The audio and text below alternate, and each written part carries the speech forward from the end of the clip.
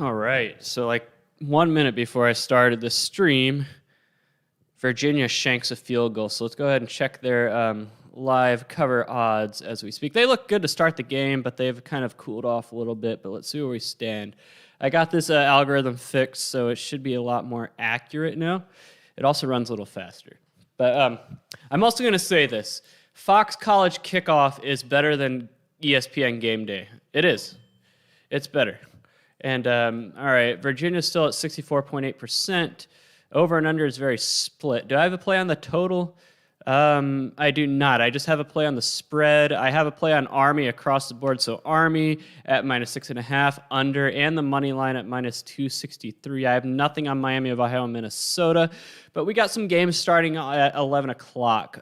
Should be starting right now. So the games I have on TV are going to be Ohio State, Oregon's on my TV. My monitor has 2 games on. I have Pitt, Tennessee, and then I have the Virginia, Illinois game. But we're going to cover them all the games going on at once. So I do want to point out last night, I didn't have any bets last night, but as far as how my models did, they pick every game anyway. 0-2 against the spread. 2-0 on totals. So totals continue to be better so far than spread bets. Spread bets have evaded me. I think there's only like 1 or 2 years over the past 5 years I've been able to come out ahead on spreads throughout the season. It's always money lines that carry me.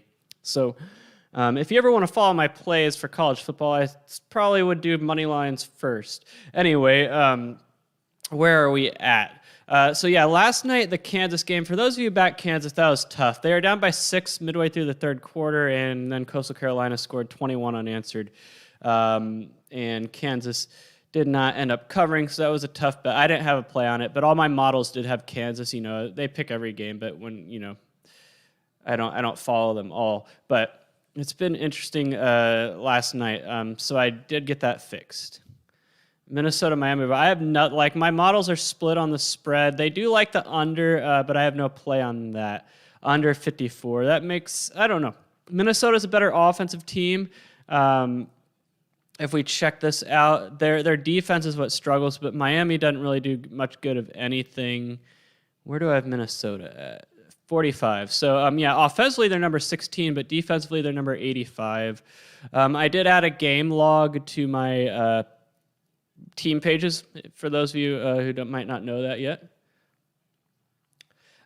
So passing down success rate against Ohio State, they had the second best passing down success rate offensively of the week, or of the season so far.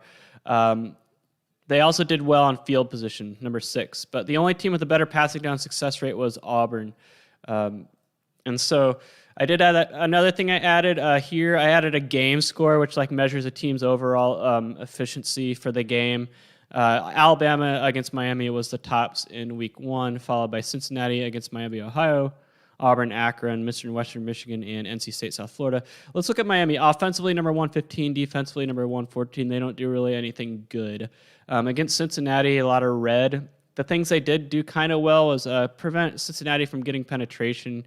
They also do well on field position and being disruptive defensively, but just because you're disruptive doesn't mean you're good defensively, because the more aggressive you are, the more you expose yourself to the big play. So that is those havoc stats and those stats that influence being disruptive. It's not always, it doesn't translate to keeping teams from scoring. Let's put it that way. TCU defense. I'm going to use them as an example. Aggressive defense, force a lot of 3 and outs. Some years force a lot of turnovers, but what you're giving up when you're aggressive is you're risking the big play, because you're going to run a lot of man coverage one-on-one with your corners, putting them on islands, so to speak. And if anyone gets over the top, that can be exploited. So that is that. Oh, I absolutely use keys for the models. What I want to do is put a key matrix onto the website, but I'll show you what the key matrix looks like right now. It's long. It might be confusing, but whoops, wrong file. Let me close that. So, for example, key matrix against the spread, it's pretty barren because just not a lot there. Against the spread bets just didn't do well last week. The K nearest neighbors did the best at... but the total keys are a different story. Let me open that.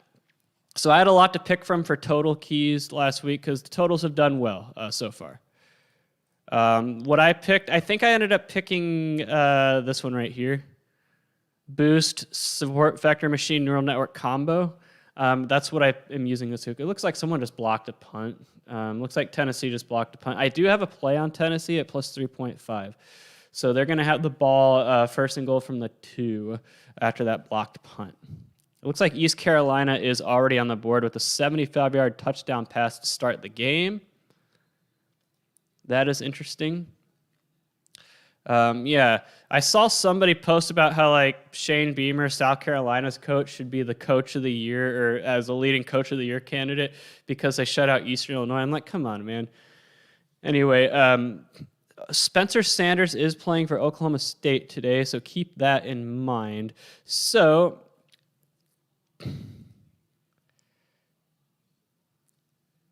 let's see where this game stands after East Carolina. I don't have a play on. My models are split on this game. Although it did slightly favor South Carolina against the spread, but after East Carolina got out to the 7-0 lead, let's see where we stand on that. It looks like Tennessee's in the end zone, so they're up 7-0 already.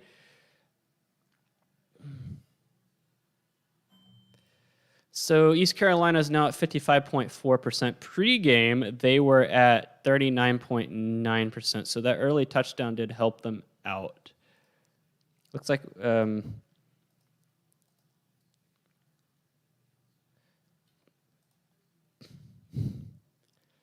so Virginia started off the game, 2 drives, 2 touchdowns. It looked like they were going to roll, but they've really cooled off since then. I don't know if Illinois made adjustments or what, but it's just not there. I mean, I was doing some food prep because, my dad's coming over to watch the TCU game, and, I'm cooking, so I prepped a lot of food so I don't have to scramble. Looks like Virginia just faked a reverse and got a pretty good gain out of it. All right, so Ohio State is on offense to start off. I was not impressed with Oregon last week. I was not. I think they're overmatched here. Do I have a play on Oregon? No, I have a play on the Oregon money line. I didn't even know that. Yeah, that's not feeling good about that one. I can tell you that.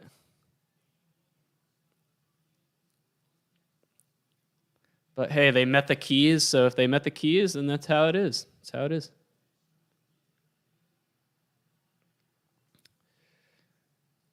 Good morning, everybody. Good afternoon, whatever. I rode my bike for 30 miles this morning, so my legs are pretty dead.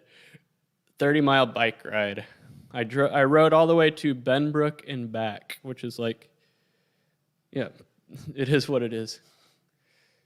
Took me about 2 hours. 2 hours, 30 miles. It's not, I'm not a very experienced bike rider. I just bought the bike a few weeks ago, or 2 weeks ago.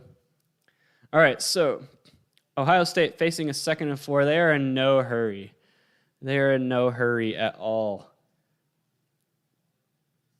It looks like Virginia is threatening. They're going to be 1st and 10 from the 12. And Ohio State is going to be facing a 3rd down here, about 3rd and 2 at midfield. Looks like Army is also moving the ball. So at the end of the first quarter, let's see where we stand here. All right, Ohio State got their 1st down.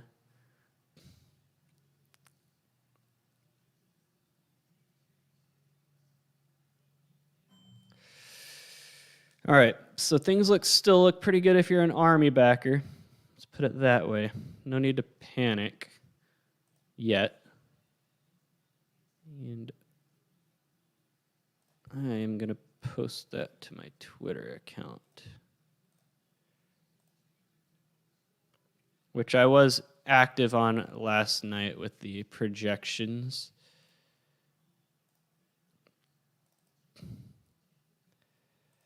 End of first quarter, Army, Western Kentucky. Okay.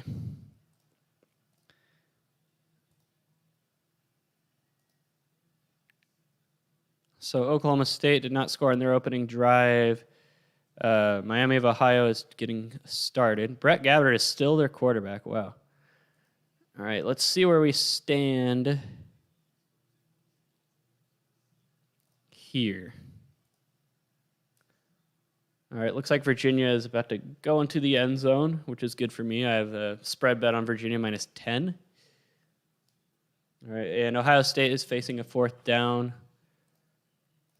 So, yeah, Tennessee, after their opening touchdown, moved their win percentage, which pregame was at 50.5%, to 59.6%. So far, so good in that game. Looks like Army got on the board, which is good. And Ohio State is going for it on 4th and 7. That's interesting. Let's see what their win percentage is. I have it at,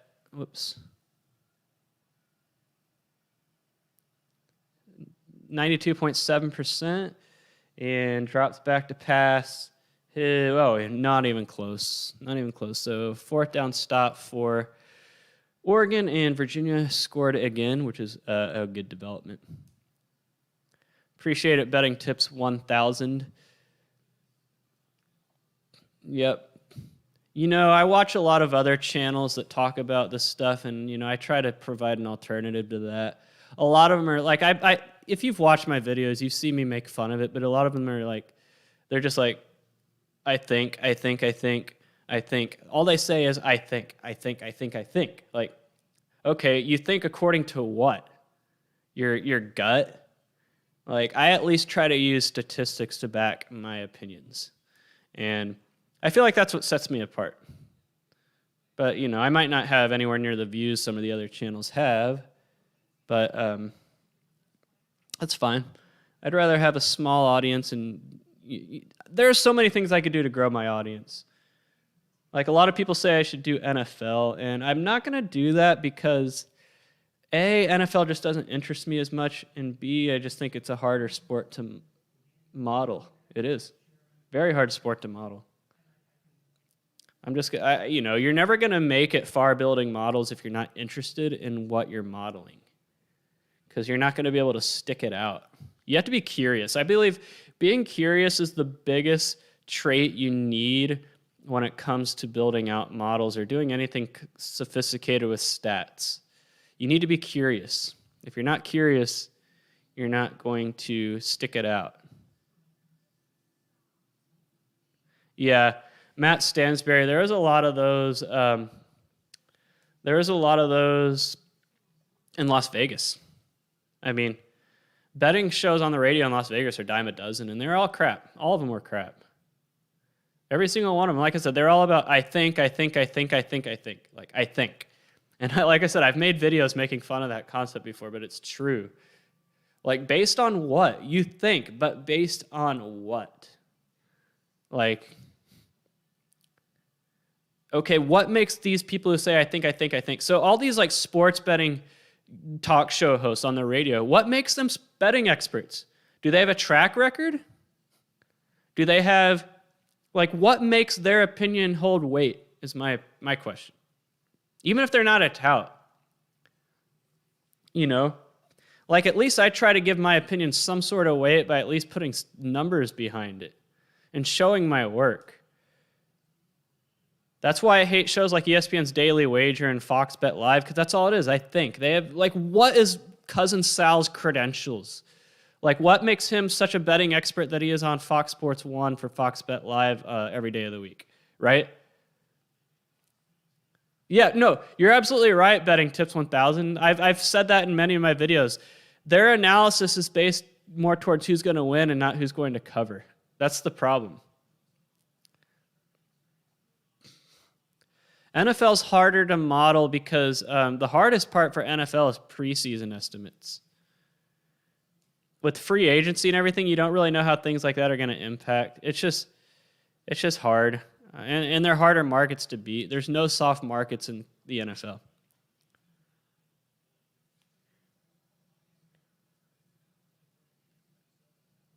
Yep. Anyway. Looks like Tennessee got the ball back.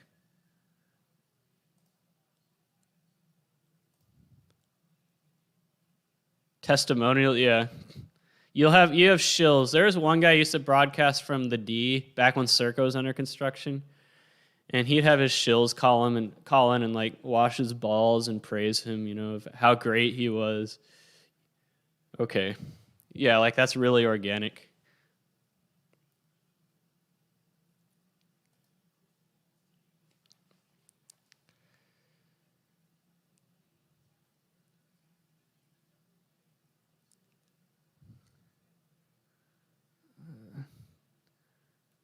All right. At least based on the first 5 minutes of this game, I don't know how Pitts was favored, but it is what it is.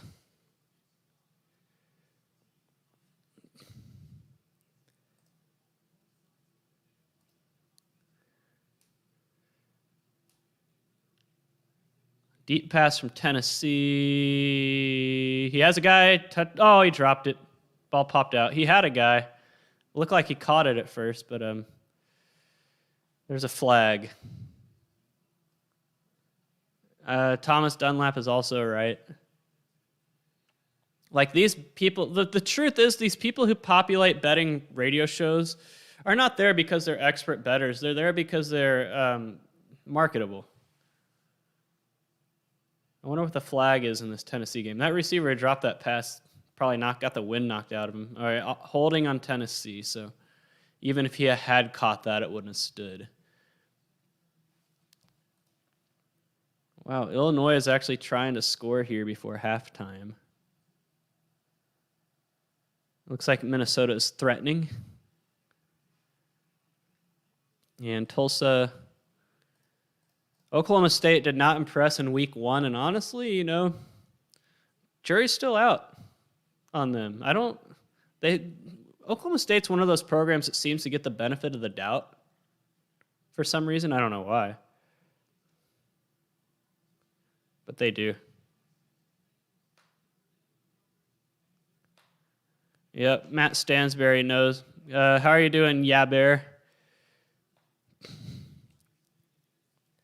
All right, Oregon is punting, so far, do I have a total play in the game? I do not. So the only total plays I have right now are Army under, which so far so good, and Pitt, Tennessee under, which we'll see about that.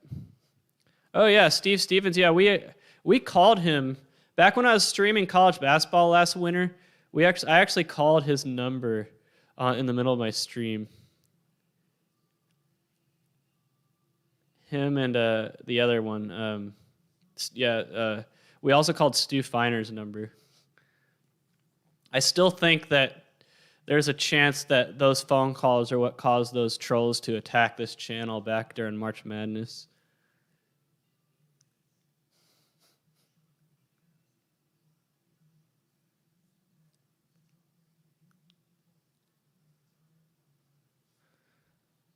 Nope. I'm surprised CNBC gave that guy airtime. I really don't understand it. Maybe they felt for the tout marketing. The Barstool gambling stuff. What about it, Parker Nelson?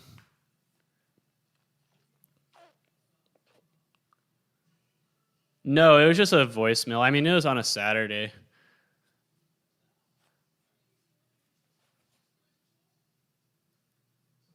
It wasn't a voicemail. It was like an automated phone tree or whatever, and I clicked the option to leave a voicemail.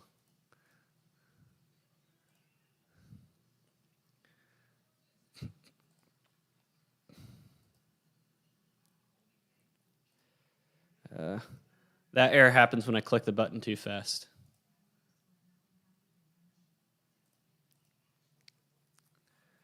Okay, so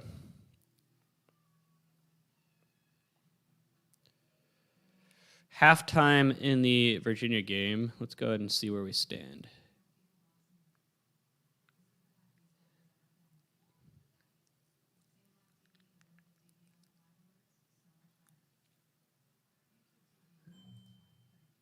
I mean, if you're a Virginia bettor, like I am, you can't complain.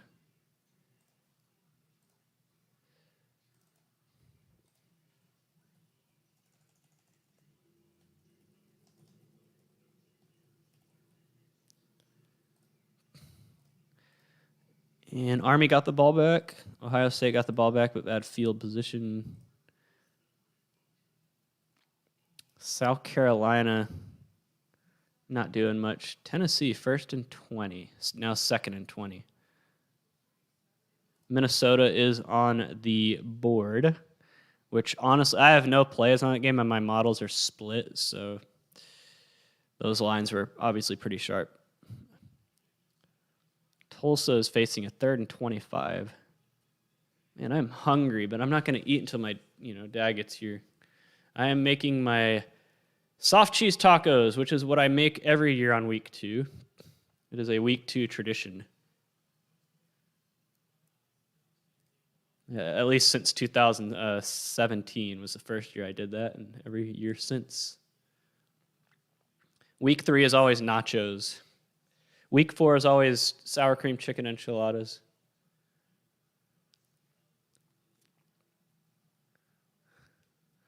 All right.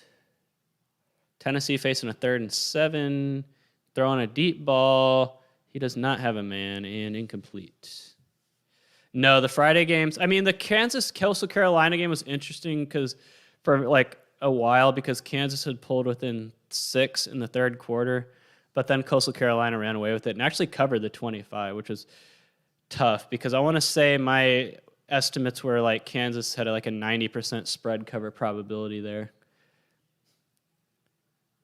No, but the UTEP-Boise State game was a blowout. Hey, Minnesota's on the board.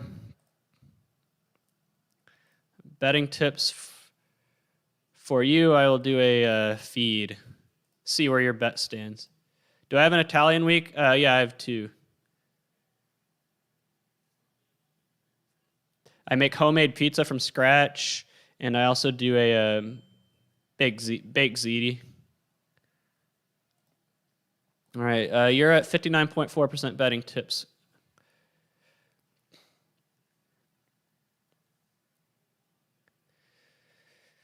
All right.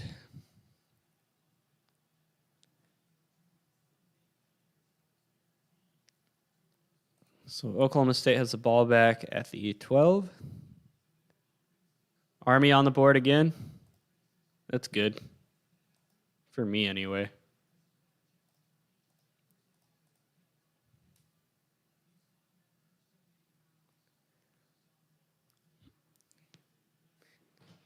Do they do like a big 9/11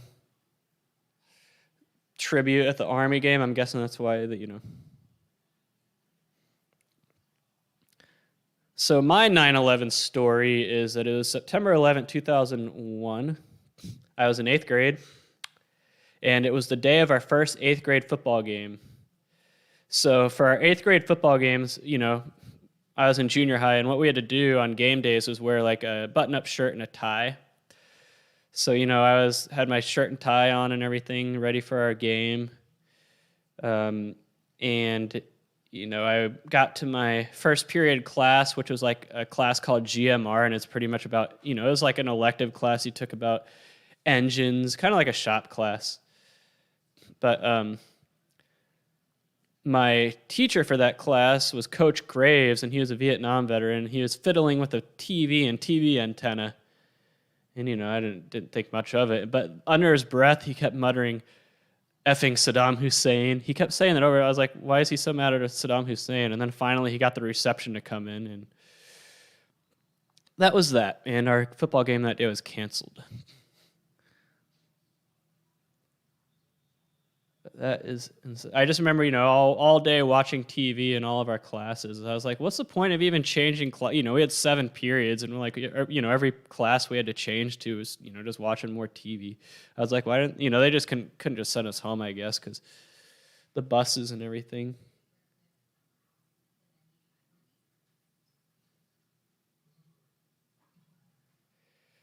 Yeah, that's my 9/11 story.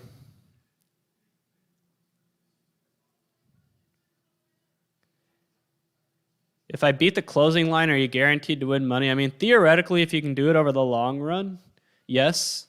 But I think people put the cart before the horse when it comes to beating the closing line. If you have a good model, you're going to beat the closing line. Like a good model is how you beat closing line. A lot of people say, oh, you don't need a model, you just need to beat the closing line. But like, how do you know if the line has value if you don't have a model to tell you that it has value, right? Like, how can you beat the closing line consistently without some kind of statistical approach? I've argued with that in comment sections in my videos before. It's like, how do you know if you're going to, have, anyway. Consensus as a feature. I did it in college basketball, and honestly, it's meaningless. See, I had the 5 out of 6 models agree and the 6 out of 6 models agree, and it didn't really. I feel like the individual models are better indicators than consensus. That's why, I have a very complex key system. Like, I'll show it to you again. I want to put this on my website, but right now it's just an Excel form. So I analyze 127 different combinations of all my models and, find the most optimal one. This is my key system. So, like, for example, the top performing keys for totals so far is the boost and combo. If the boost is greater than 2.86 and the combo is greater than 1.02, it's gone 22 and 13 for plus 7.7 units. That's not the one I picked this week, though. I actually picked the boost support vector machine neural network combo. That's what I picked this week. I don't always pick the top one. I kind of it's a judgment call on my part. It looks like tennis. No, that's a replay. Good morning, Clint Richardson. I mean, the juice is something you have to beat regardless of whether or not you're beating the closing line or not. But theoretically, if you can come out ahead of the closing line consistently, then theoretically, yes, you will win money over the long run. Maybe not in the short run, maybe not in the medium run, but it will happen in the long run. Because you're consistently beating the market. All right, 3rd and 2 for Pitt. Or not Pitt, for Tennessee. There's a false start. Yeah, I'm hungry too, but I'm waiting for I'm waiting for a 145. I can go, if you look at my fasting app, I went 50 hours earlier this week without eating. I'll be fine. I ate yesterday. It kind of drives me nuts because all I had yesterday was a salad, and somehow I gained 0.8 pounds overnight. It was like a 1,900 calorie salad. And not only that, I ran yesterday and I went to the gym. So according to my Garmin, I burned 3,100 calories yesterday. So I don't get how I gained 0.8 pounds, but probably just sodium and water weight that my body didn't want to expel. That drives me nuts. All right, East Carolina. Where are we standing? So Minnesota is going to be punting. Not much going on in the Oklahoma State game. I had 5 to 6 models going under in that one, and so far no offense. Western Kentucky is on the board. Not a positive development for the under or for the cover.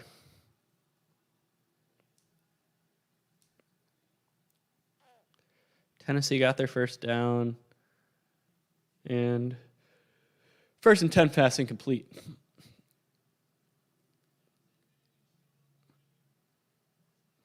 Still not sure what's going on in this Oregon game.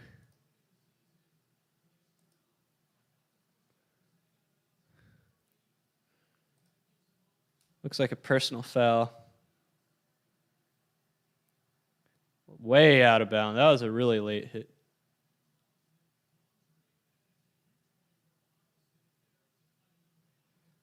All right, another deep. Tennessee is deep passing, and they have guys, but the quarterback can't hit them. Tennessee keeps going long. I guess that's how they're trying to get after this Pitt. That's how you attack aggressive defenses. Is Pitt an aggressive defense, though? Let's check it out. I don't know. According to this, they're disruptive. So I guess that is how you beat a defense like Pitt.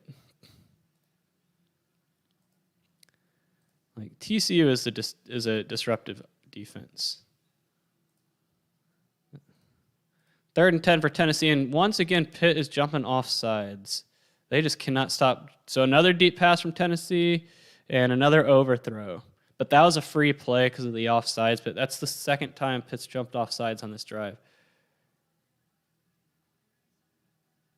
Yeah, Bear. Have I considered using consensus as a feature? Yeah, I did answer that question. I said I did it for college basketball, and I think my key system is better. My key system, which I'm going to put a key matrix on my website eventually so you can see exactly like spelled out.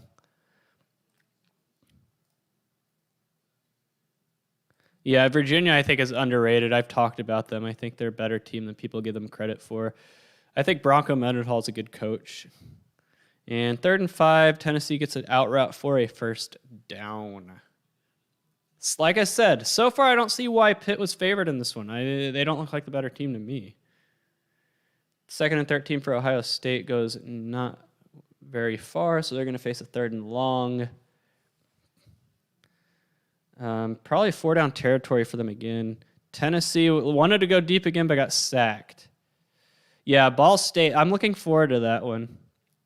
I'm not going to be streaming during that game, but I'll be able to talk about it on my night stream. The result. I have a good feeling about Ball State, but then again, it could turn out like the Western Michigan pick from last week. We'll see. Is J.J. Watt the most famous NFL player that was on a team I played against in my college days? He's definitely one of them. As far as NFL prestige, yeah, J.J. Watt was one. I'm trying to think of all the players that we played against. C.J. Spiller didn't really amount to much in the NFL. Sam Bradford was one, but, you know. Robert Griffin III, we broke him my senior year. Like, he was just whining after the game. That's the thing. In the Mountain West, you didn't really have a lot of NFL talent that people would know about. But yeah, J.J. Watt's probably definitely one of them.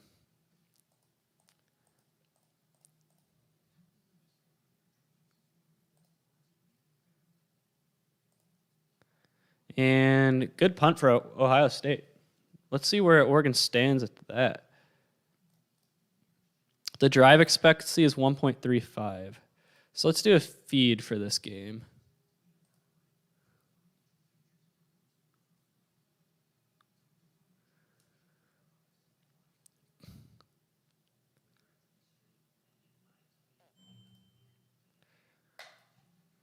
Wow, Oregon's spread. Moving on up.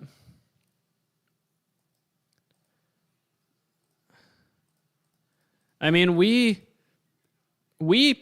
our game plan against Wisconsin was to lean heavily on our defense and special teams. We didn't really do much offensively that was risky. Like, we figured if we were going to win that game, we were going to have to do it good defense and special teams. And honestly, the difference in that game was special teams, but we were able to neutralize J.J. Watt. He didn't really play much of a factor. There is one of our touchdowns in that game was just a simple zone read that Andy Dalton just totally ran to perfection and got J.J. Watt to suck in just enough, and Dalton was able to outrun him to the end zone. But our offense was very base in that game. Like, a lot of short passes, a lot of runs. We didn't really try to go deep or go for explosive plays or anything like that. And our stats showed that. Wisconsin outgained us in total yards. And our offensive stats really weren't that impressive, but we didn't really try to do much. That's the thing. Our special teams won us that game. Our special teams won us that game. Like, field position, punting. The thing that frustrated me about our Rose Bowl game was that offensively, it's not like we were bad, but we moved the ball like very well until we got inside the 40-yard line or so, and then we just stalled. And so we never got close enough to kick field goals or go for it on 4th down, so we always had to punt, but like we didn't have to punt long, and our punter, Anson Kelta, did a very good job at pinning them. not kicking it out of the end zone for touchbacks, but like giving our special teams punt coverage a chance to down the ball. Yeah. Like it felt like the thing is, we were only up by 8 for most of the second half, but it felt like we were always in control because our offense was doing just enough. And so we never really gave Wisconsin a short field. So like I said, it felt like we were always in control of that game. Like there was never any doubt in my mind that we were going to lose. Especially when we got up 21-13. Like it was kind of like we got up 21-13 and just kind of held on from there. No, he didn't. We neutralized him. He was not a factor in that game. Like I don't know if they have defensive stats for that game or not, but he was not a factor. Like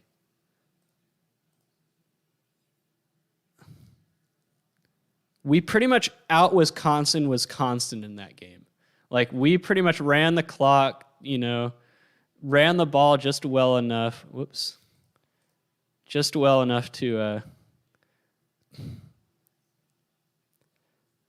keep the ball out of their hands. What? So let's look at the defensive stats. J.J. Watt, he had 3 tackles and 1 pass breakup. He had no sacks, but like I said, all of our passes in that game were short, so we never really gave them the chance to sack Andy Dalton. Like, we didn't do a lot of long dropbacks and all of that. But if you look at the stats, they outgained us 385 to 301. We didn't run the ball well at all.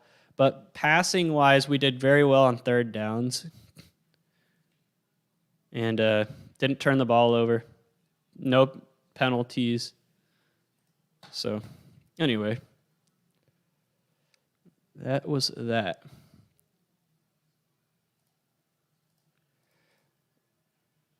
Yep. Did I get the Oregon-Ohio State image up? Yep.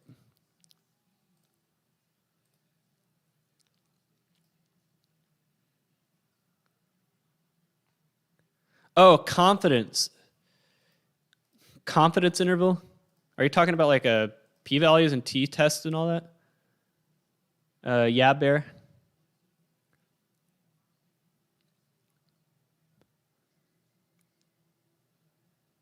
It looks like Miami of Ohio has something going, kind of. Man, so far the Big Ten noon Saturday kickoffs have produced no points in the first half so far this year. Cheesesteak. I make like a keto low-carb cheesesteak melt thing. That's pretty good.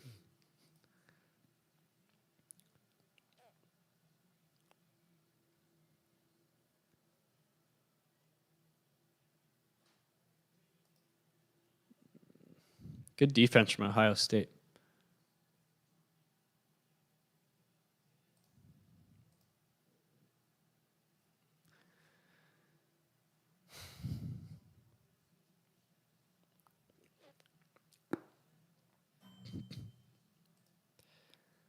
All right, 80.9%. That's what I like to see.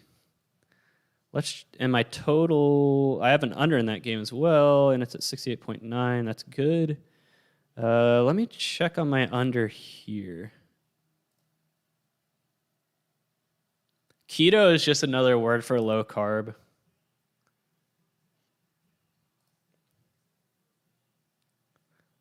More like extremely low carb. You try to keep it at 30 net carbs or less. So the melt I make is just like, I don't make it much anymore because beef prices are out of control. 58.4% there. But how do I put it? It's, some kind of like beef. I usually use like flat iron steak or flank steak, a cheap cut of beef. You can go expensive if you want. So that, and then I put in bell peppers, mushrooms, onions, and I put in cheese, so usually provolone cheese, and then I make a chipotle mayonnaise and Parmesan cheese and Philadelphia cream cheese, and I mix it all together. It's pretty good. It's just that beef prices too expensive these days. Like I was at the store yesterday, like ribeye was $19 a pound. That's ridiculous. I remember I used to buy it for $9.99 a pound when I lived in San Diego. Even cheap cuts of beef, like flat iron steak that you usually get for like $7 a pound, are now like $13 a pound. Ridiculous.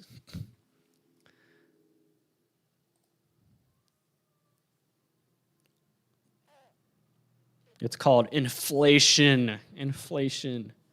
All right, Virginia and Illinois' third quarter is underway. I want to check on the FCS games. I don't have on my scoreboard, but I just like to see if anything is developing.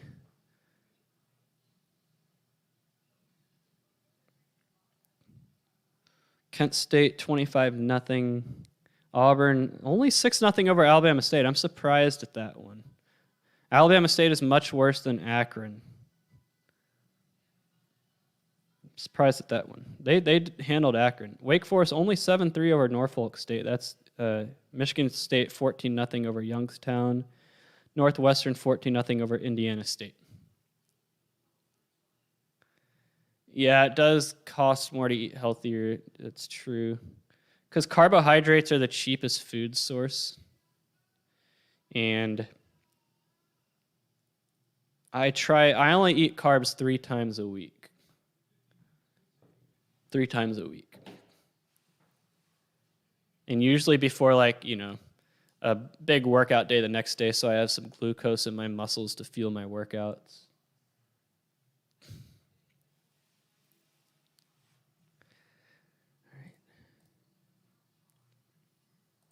I think the real heroes these days are fast food workers. Those are the real heroes. Like every fast food place I drive by has long lines at the drive-thru and now hiring signs. And I went into a Jack in the Box on Monday because I was having a cheat day, and they were slammed busy. Like the drive-thru line was long, and I had ordered on the app like 30 minutes before, because I knew give them time to make it, and my order still wasn't ready, which was fine. I understand they're understaffed. There was like 3 people in the kitchen, understaffed. And there was some lady yelling at them for, taking too long. And I'm like, dude, lady, have some compassion, have some empathy. They're doing the best they can. And this lady was just having none of it. She was just screaming at him. And, I felt bad for him. I really did. So if you're going to yell at fast food workers these days who are actually taking the time to show up and work instead of sit at home and collect, more money from the government than they would make working, shame on you. The people who are actually showing up to work fast food these days deserve praise, in my opinion. Anyway, to the Jack in the Box workers on I-35 in North Fort Worth, if you're watching this, I doubt it. It looks like Illinois just scored a TD. That's not good. I sympathize with you. At least Army scored a TD to balance that out. I was just a walk-on scout team wide receiver. Yeah, and the thing is, Matt Stansbury, is that she was like, all she apparently wanted to do is order a shake. And she's like, all I want is a shake for my son. And I've been standing here for 5 minutes and you still don't have it. How long does it possibly make to put, a milkshake in a cup? And I'm like, dude, lady. They had a drive-through line like 15 cars deep. And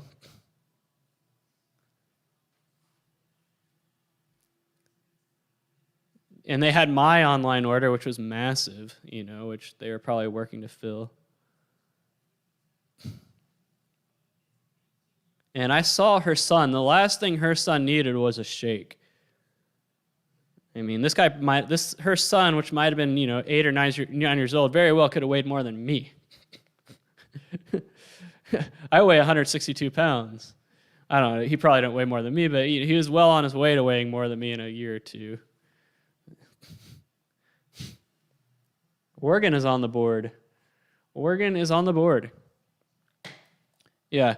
I mean, I don't think yelling at a poor fast food worker is going to make any difference. Right? Like, you want to yell at someone who might be able to make a difference, yell at the manager or like the general manager or the franchise. I don't know.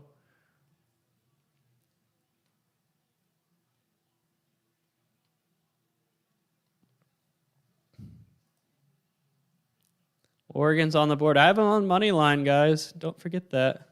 Whoops. That error happens when I click the thing too fast.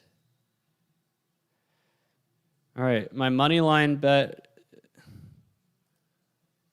The win percentage is now. There's no way it's 12.4%.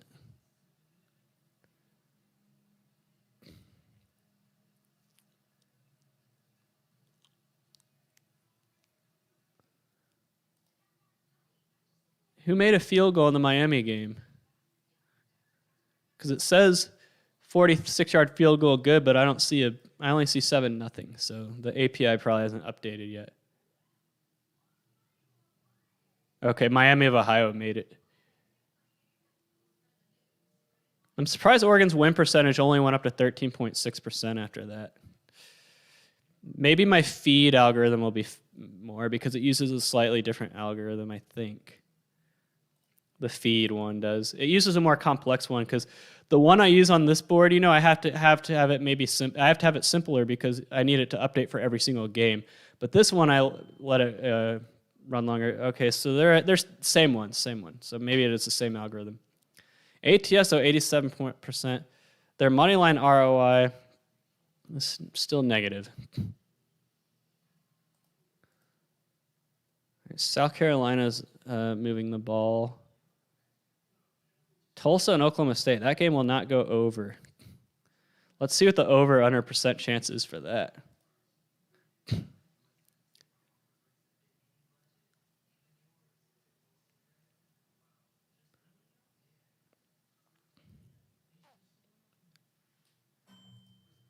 Only 14.9%. Wow. I'm going to post this one to Twitter.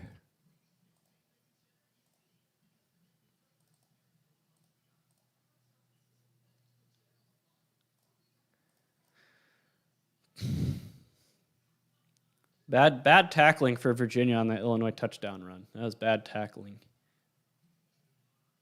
Wow, usually Tennessee games are sold out, but not today. I'm guessing the 11 o'clock kickoff and hot weather is why.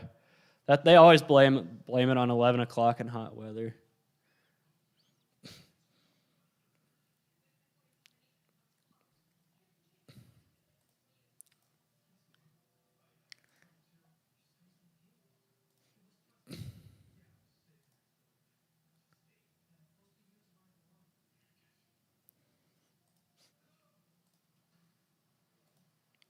Did I already put this one on Twitter? No, I did. I'm going to put it back. Looks like Pitt just scored a touchdown. That was a nice drive for Pitt right there. It really was.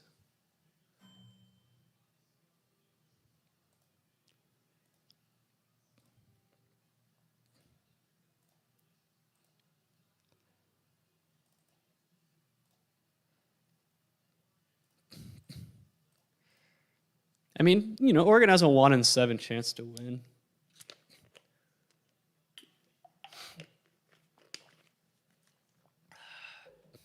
$190. When I was 190, I was fat.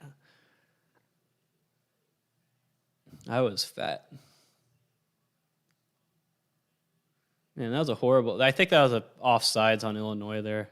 That's the only way that explains that horrible throw from Virginia.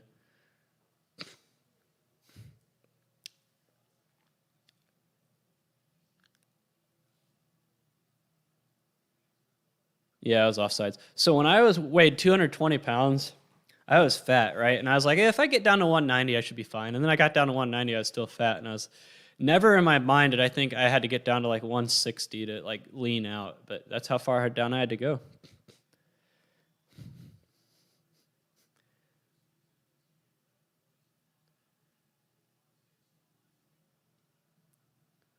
Steve Stevens, 5 lock picks today on his service. 5 locks, stone cold locks. Oh, almost a fumble for Ohio State there.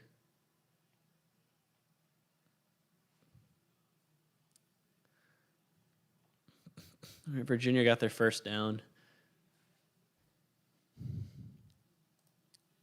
South Carolina's offense, man. Oof.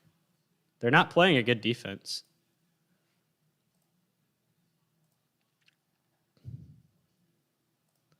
East Carolina, I mean, it's a number 97 defense, but that's still not good. So if South Carolina can't put points on the board against East Carolina, what are they going to do in the SEC outside of Vanderbilt? All right, Virginia's moving the ball. Nice catch by the tight end. Oh, man. So 190. So if you're short and 190, are you not fat? Because I'm 6'1" and I was fat at 190.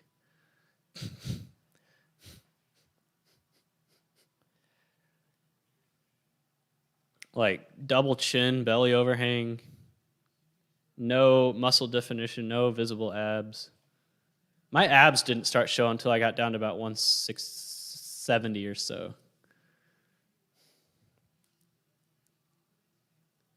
Yeah. I told South Carolina fans, like, don't look too much in that Eastern Illinois win, but they didn't listen to me. They didn't listen. Zeb Noland. Didn't Zeb Noland play for, like... That's a familiar name. Who did he used to play for? There's no way that... Where have I heard that name before? I feel like that's a familiar quarterback. I hate this website because all these ads pop up and... Okay, obviously he's not a good enough quarterback to show up on the top 10 lists.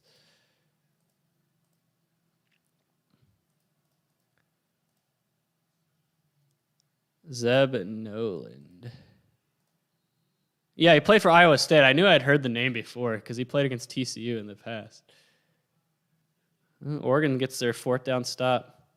CJ Stroud's looking bad. He came alive in the second half last week, but he's playing a better defense.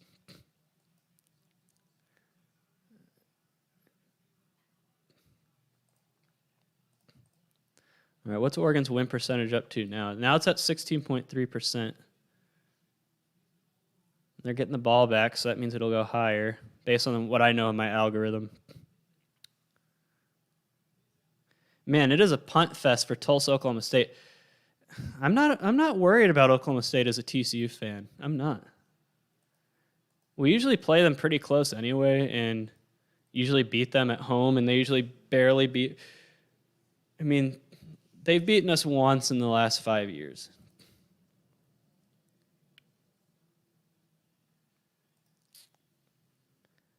%19.9% now for Oregon. Ooh, long run for Tennessee. Looks like he's going to get in the, just short. It's going to be 1st and goal from the 5. Got tripped up. You know, good on the Pitt player for not giving up on that. It was just a simple zone read, but number 24 for Pitt did not stay home. And I'm telling you, that's the thing about these aggressive defenses that like Pitt runs is that you blow one assignment and it can be very deadly. Because in order to play aggressive, you got to make sure everyone sticks to their assignments.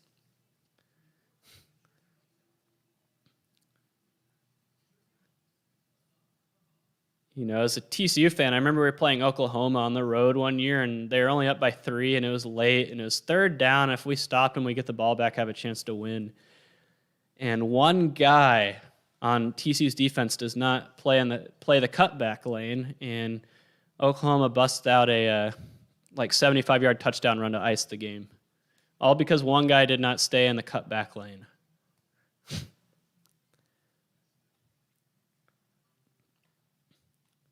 All right, 2nd and goal for Virginia here.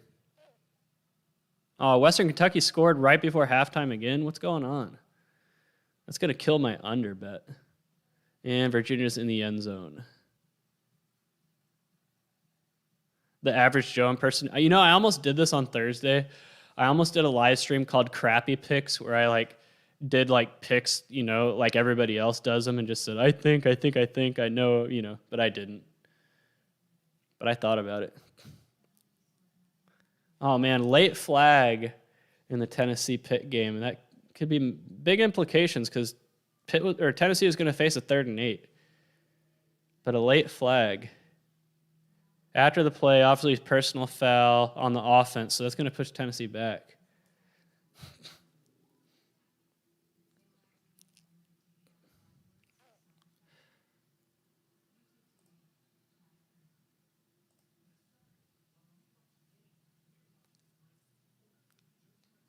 All right, so halftime of Western Kentucky Army, the under looks dead there.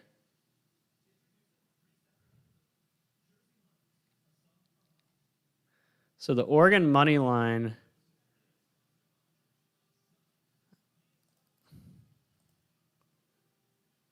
they're at 25.5% now. I'm going to feed that one in. Yeah, the average Joe's. The thing is, I filmed all those videos in 2 days because I was getting ready to move out of Las Vegas. So I was like, I need to get all these done before I move. All right. ATS or moneyline ROI is now 40 cents on the dollar for if you bet the Oregon money line like I did. Deep throw from Oregon, but overthrown. I mean, when you're backed up in the end zone, you got to do what you got to do, right?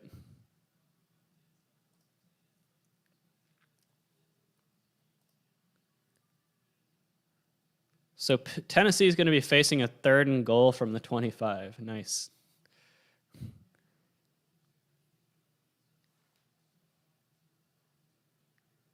Everyone thought that Oklahoma State last week almost lost to Missouri State because Spencer Sanders didn't play, but I don't know. I don't know about that. I mean, they're playing a Tulsa team that lost to an FCS team, and they haven't been able to score yet. So I'm not buying that narrative, guys. I am not. Man, Oregon's going to have to punt out of their end zone.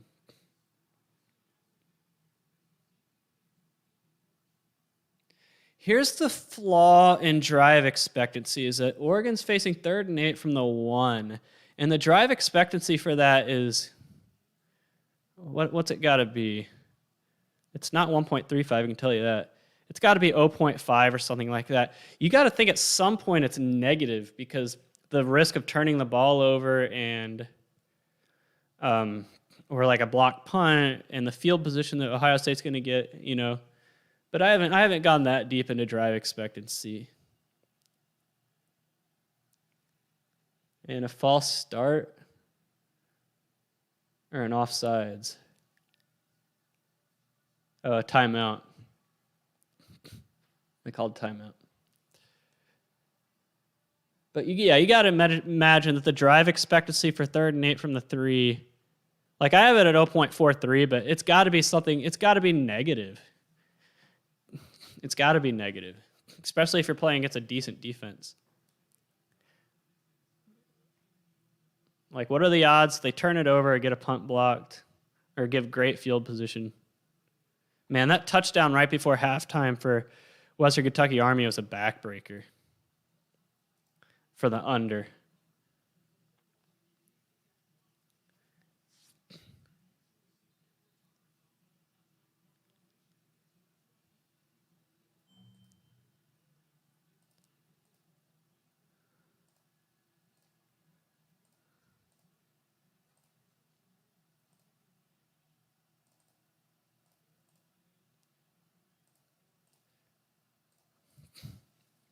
All right, 3rd and 8. What do you do here if you're Oregon? I would everyone says do the safe thing and just run it up the middle and another timeout. Jeez. But honestly, you're playing on the road. You're an underdog. Your win percentage is still only 23.7%. Man, Pitt, on 3rd and goal from the 25, commits a pass interference.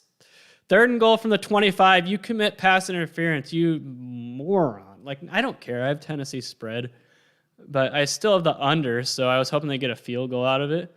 But, geez. 3rd and 25. 3rd and 25, that's the one thing you don't do. That's what you were taught in 7th grade. You were taught that in 7th grade. On 3rd and 25, you... Oh, it was offensive pass interference. Okay. Now it's going to be like 3rd and 35. How are you doing, Coxavelli?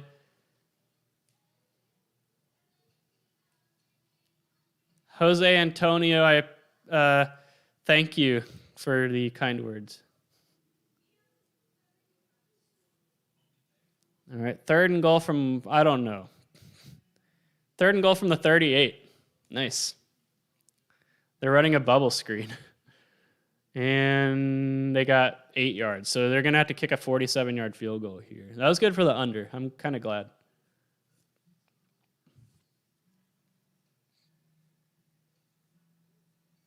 All right. Josh Heupel, man, that guy needs to lose some pounds.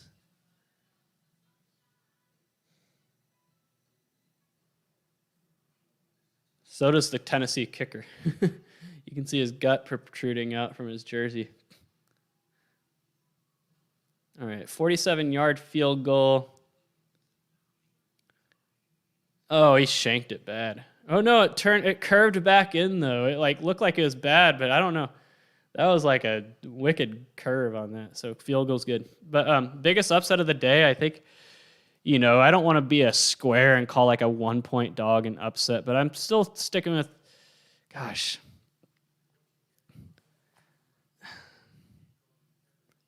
Buffalo could be one. Ball State could be one.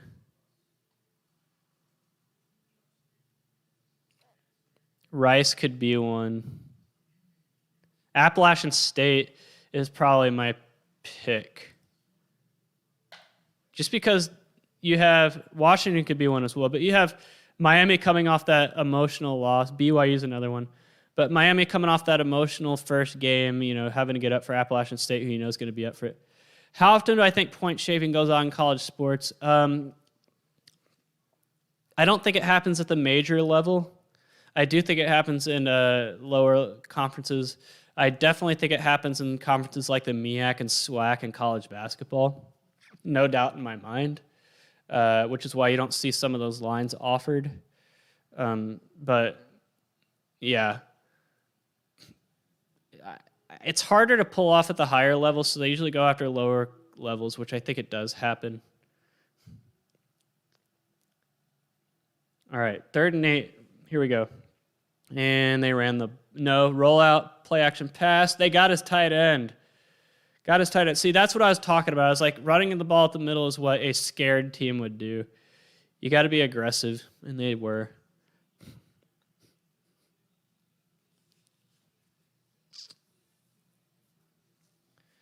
I don't know. Iowa State could go either way. It's a weird game.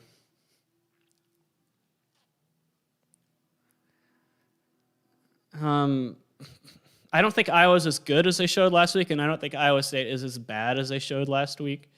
I think those two things will cancel out. 4.5 might be too many points, though.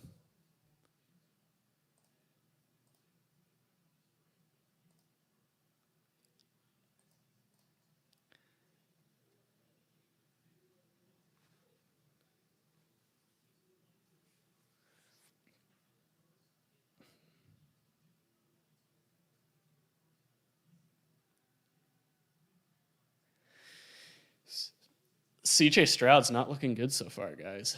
He's not.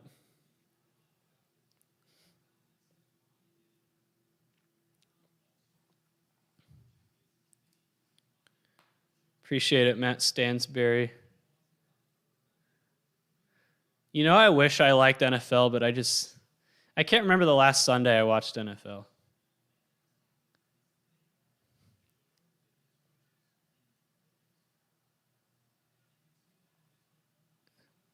I don't know about the referees. Maybe at the lower levels, like the SWAC and everything.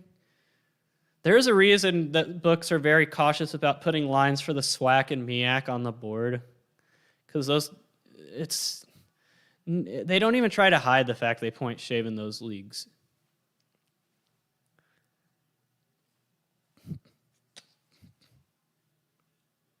But really, as someone who is a better, there's really nothing you can do about it, because you're gonna benefit from point shaving just as much as you are hurt by it.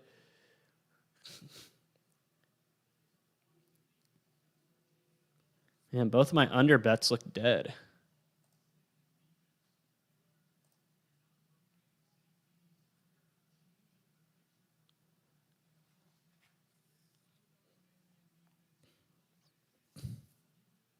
How you doing, Eagles 01?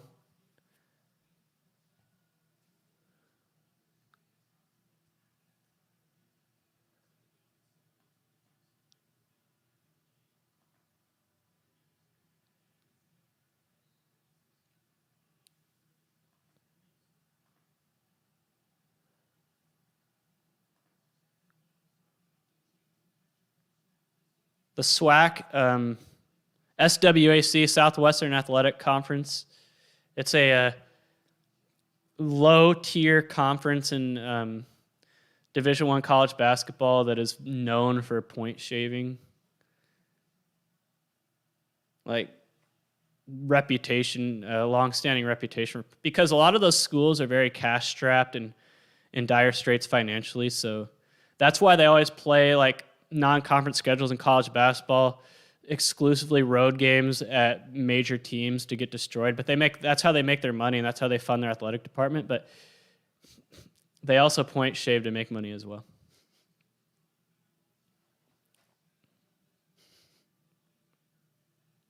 University of Delaware. I remember when Monty Ross was their basketball coach. I don't know why they got rid of him. They had more success under him than they had under anyone else they've hired since then.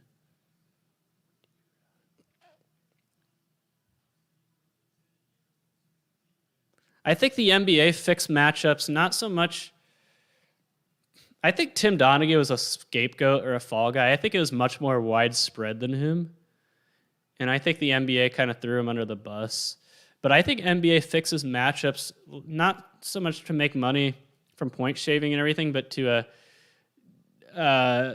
create storylines and preferred matchups.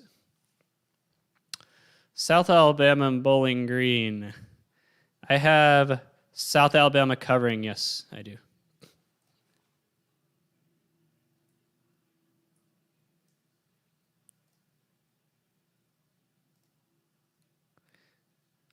Like, there's no doubt in my mind that the NBA conference finals in 2002 were rigged. No doubt in my mind at all.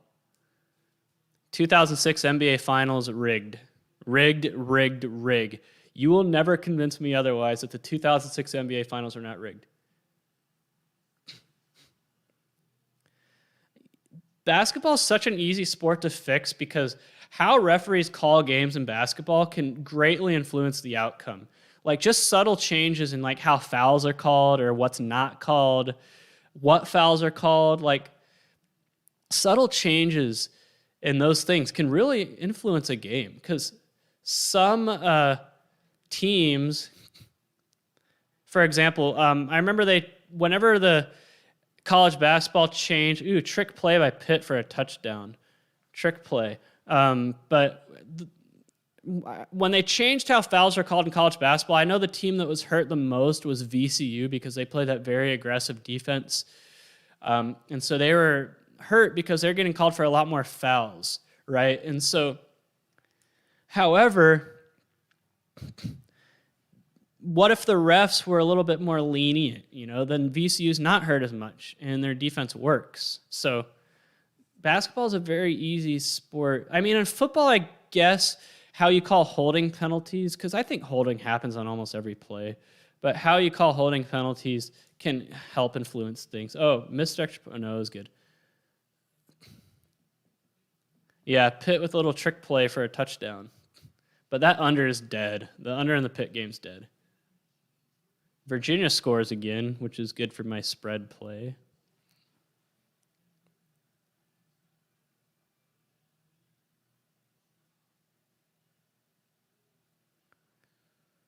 1 plus total points. Are you saying like a total of 1 or over? That doesn't make sense, Jay Boak. Clint Richardson, I'm going to score that for you. I'm going to give you the odds of that bet hitting. Oh, Ohio State's on the board. Stay tuned. You said you have Pitt plus 4.5? I am going to score that for you. Right? Thomas Dunlap. I talked about that last week at Oklahoma. Their linemen are downfield on almost every pass play. It drives me crazy. You have a 69.5% chance of that bet hitting, Clint Richardson. Picks, yeah, pick plays as well. Pick plays happen more than you think in football. They happen all the time, but is a ref going to call it? Same with pass interference. Like TCU, 2014, our one loss that year that kept us out of the playoff was a 3-point road loss at Baylor. We were up by 7 with like 2 minutes to go, and they call us for a very sketchy pass interference, kept Baylor's drive alive. They scored to tie the game, and then we get the ball back, and then we pretty much have the same thing happen to us, and they don't call pass interference on Baylor. It was the same exact play. So the way refs call pass interference is another way that can influence the game.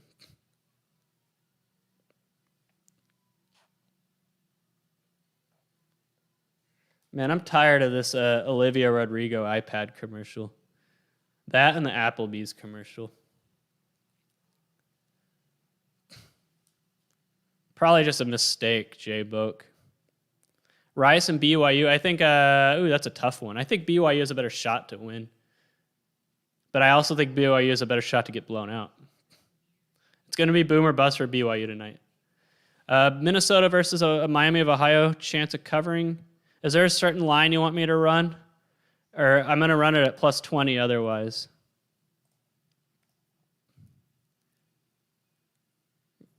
All right, yeah. If there's some mistake, they'll cancel it anyway, Jay Boak. That's what I always tell people who jump on like mistake lines. I'm like, they're just going to avoid it. All right, I'm going to run it at plus 20 betting tips. But if you have something else, give it to me and I'll run it again.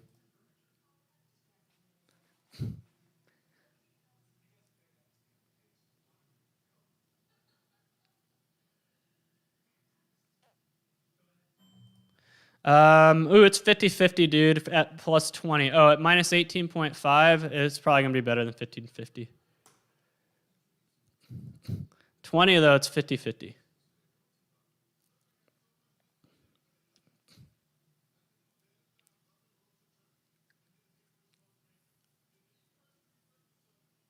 I don't even know who Olivia Rodrigo is.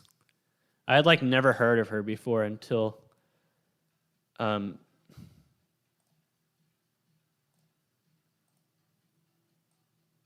whoops. I need to hang on. Let me do this real quick, and then I'll get your 18.5 for you. It won't work if I do the same matchup back to back.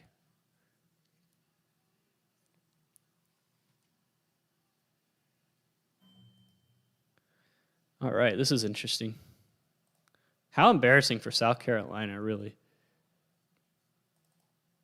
I remember that program like 10 years ago. That program was on the rise. Spurrier had them, playing well. And now they're a body bag team for Group of 5. Yeah, I haven't had alcohol in over 3 years, and I've never done any drug in my life. I've never smoked anything, taken anything. All right, you're at 59% betting tips.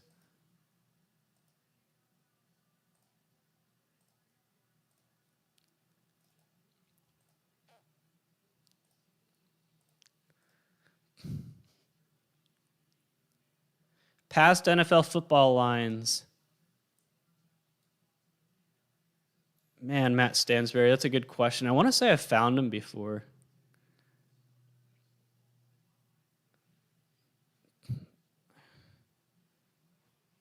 That's the thing. You think data like that would be easily accessible.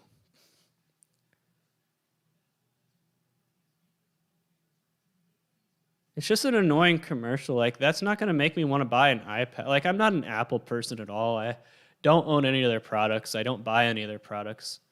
I'm a PC guy and a Samsung guy when it comes to phones. I don't own a tablet because I don't see the point. I've never bought a tablet before.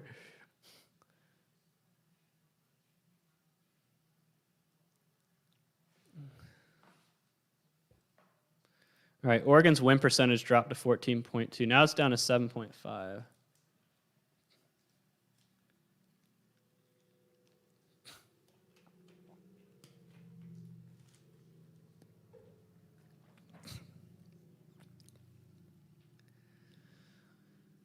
Here's my thing with historical odds, though. Unless you're back testing, that's the main reason to have them, back testing. Well, I was never a big fan of the Shane Beamer hire for South Carolina. I just felt like it was I don't know. I was not a fan.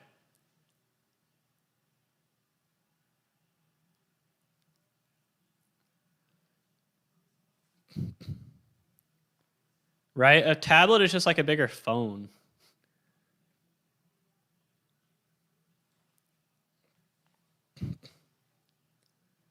This is my current phone, by the way, the Samsung Z Flip phone. It's fine outside of the battery life, which is kind of disappointing. Ooh, Oklahoma State is on the board. Finally, someone scored in that game.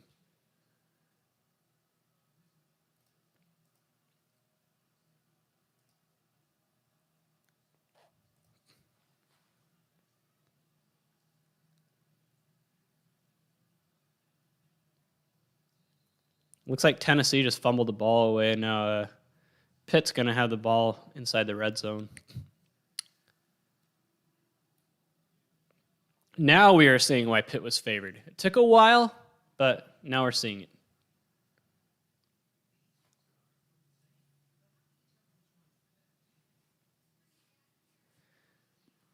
Yeah, I don't trust big tech companies like Apple when it comes to privacy.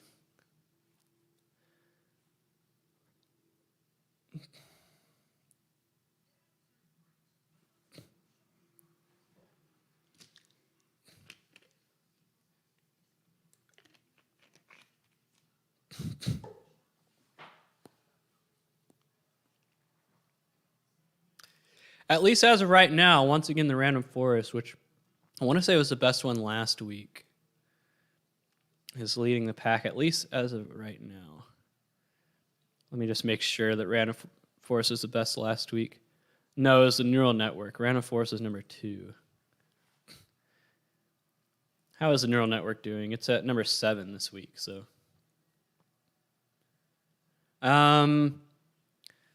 I didn't build it, but I have a customized PC. I mean, it's not something I built myself, but I picked out all the parts and had someone else build it. 32 gigabytes of RAM. I didn't really go big on the video card just because I'm not really a big video game guy.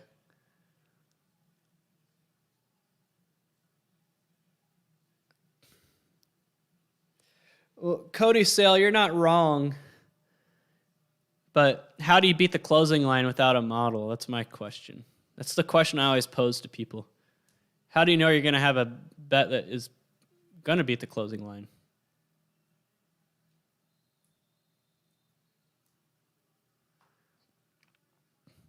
Yeah, that's the thing is that this right here was without keys. So I need to probably create another overall column that shows how it does with keys. Because that will definitely, because that's what matters in the end. You're not going to play every single game. Like a lot of these games, it's picking or coin flips. So, I mean, that's going to cause it to have a problem. 3rd and 11 for Illinois, and he's sacked. I mean, I'm feeling good about my spread bets right now, but I could really... It's good that Tennessee wasn't able to take advantage, or Pitt wasn't able to take advantage of the field position there. By the way, I canceled my DirecTV stream, and I'm going back to YouTube TV. But the thing is, they already charged me for the month of September for DirecTV Stream, so I'm like, I might as well just put up with it. But it's terrible. I was telling the AT&T people yesterday how I was a YouTube TV guy for 4 years, and night and day different. Like DirecTV just stream is terrible compared to YouTube TV. Like I had YouTube TV for 4 years, and I can count on one hand the number of times it ever buffered.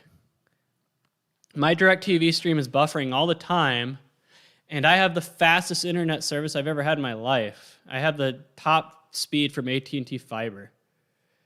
And also, the problem I was having last week is I'd change to a game, and it would be way behind. And it also makes me log in my credentials all the time, which is a pain in the butt with the TV remote. It doesn't keep me logged in. So that's why I'm switching back to YouTube TV. All right, 3rd and 2 for Oregon. Big play right here. Man in motion, the snap. They are running a zone read, and he's going to be about a half a yard short. I think you go for it if you're Oregon here. You know, that's the thing I like about cable is that you're not streaming it. But it was just more expensive than AT&T Fiber plus DirecTV Stream. Like $50 more a month for the equivalent package I had from AT&T. It would have been like $60, $70 more a month in terms of like internet speed, all that.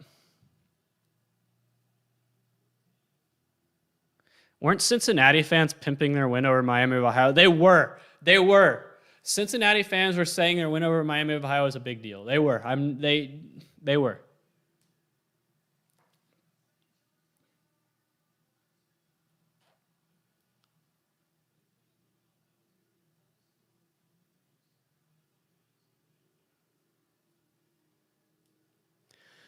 I mean, I liked it in Las Vegas. I did. But the main reasons I moved out of Las Vegas were Texas is a better state to live in right now in terms of mask mandates and lockdowns and all that. Like, I don't want to live in a state where you have to go through that. I was absolutely miserable in San Diego during the lockdowns and mask mandates and all that. And also, my family is all here in Texas, so I get to see my family a lot more. That's why I left Las Vegas. Not that I wasn't happy in Las Vegas, I was. But those are the two main reasons. Cost of living is about the same. Maybe even a little bit cheaper in Las Vegas. But no, quality of life is fine. Yep. I mean, I didn't have to move. I could have stayed in Las Vegas and saved moving expenses and all that and not had to pay to move, which costs money. Moving costs money. Looks like Oregon just scored a touchdown.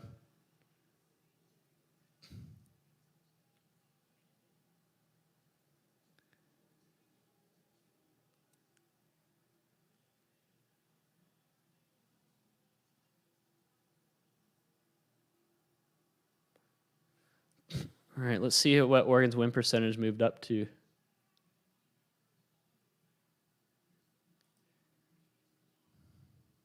Tulsa scored to even this game there.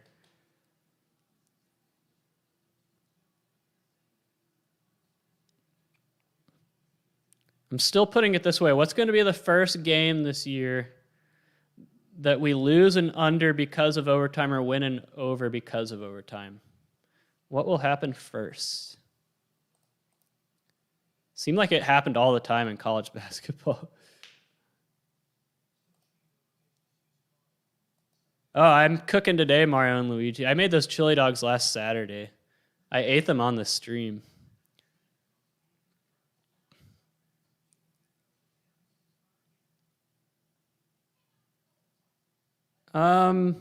It is noticeable. It really is.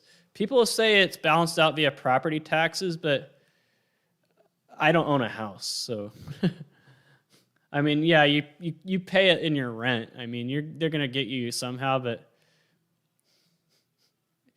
Compared to California, it's a lot. Your tax burden is a lot lower. Let's put it that way. All right, Oregon's win percentage 14.5. It'll change once the possession arrow changes. But there's no income tax in Nevada either.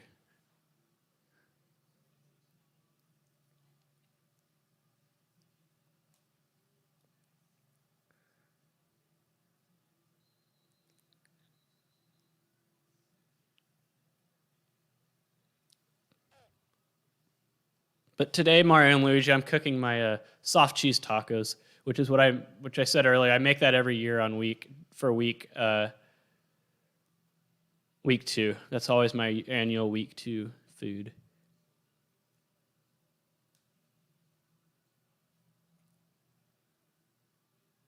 Yeah, I was paying over $1,000 a month in income taxes in California.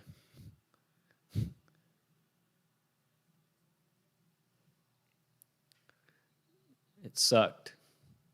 And it was like, what am I getting out of it? What am I getting out of it?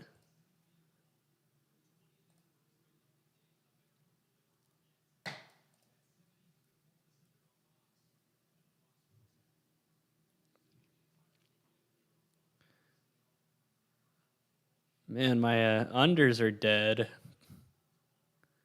My Tennessee money line is dying on the vine. Wait, I don't have a Tennessee spread play. I just have a Tennessee money line play. Okay.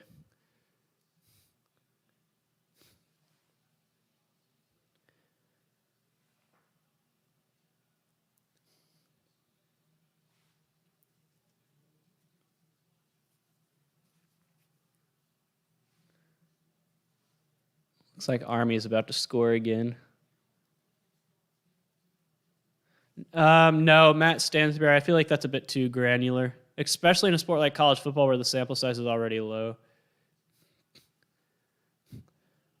That's a bit too granular, and that's the whole point of neutralizing stats. But I have thought about doing that before. I actually think I have done it before. It's overfitting, too granular.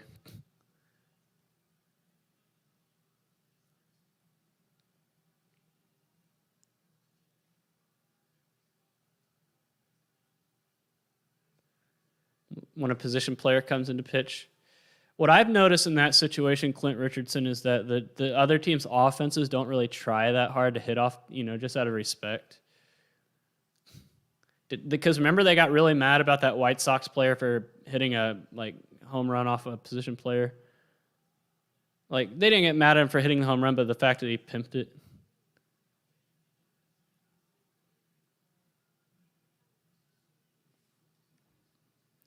Man, I'm hungry. Ooh, Ohio State. Oh, he dropped it. Yeah, Illinois stinks. I kept telling everybody, people were like, because Illinois, after they beat Nebraska, they were still in the 80s in my power ratings. Yeah, I have them at 86. They're like, oh, but they beat Nebraska. I'm like, it doesn't matter. I still have them as a bad team. And I'm right. They lost to UT San Antonio, and now they're getting blown out by Virginia. I told you guys. My model is set up to not overreact to week 1 games. Nice sack by Tennessee there, keep my under alive. Baseball, I don't know. Baseball is hard. I've put a lot of effort in those baseball models, and I had some success last year, but this year I had none. None. Hello, Mr. Valenterama. Field goal for Pitt is good. It's 20-13. That under's not looking good. Neither is my Tennessee money line bet. 3rd and 6. Ohio State didn't get the first down there. All right, I still have Oregon at 17.3%.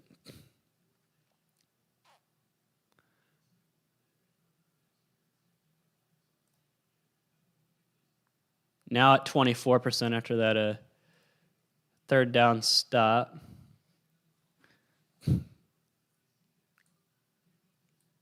Yeah, college football's funner when teams like Nebraska are good, but leaving the Big 12 is what killed that program. Now they have to they need to build their program like Wisconsin and Iowa build theirs, but they don't want to do it.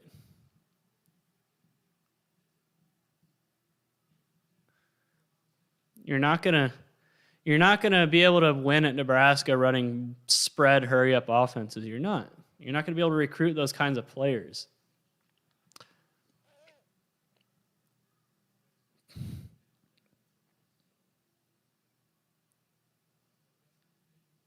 No NFL picks for me. I can't remember the last time I bet on the NFL. I mean, I know during a college basketball stream last year, I just for fun, I put a bet on the Patriots, I think, in the AFC title game. I think, or the Bills or something like that. But it wasn't a serious bet. It was just yeah, I haven't made a serious bet on the NFL in years.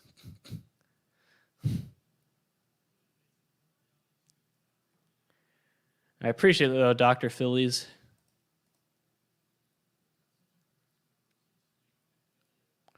So Oklahoma State and Tulsa at halftime. Army scored again. That's good for my spread at least, but that total's dead.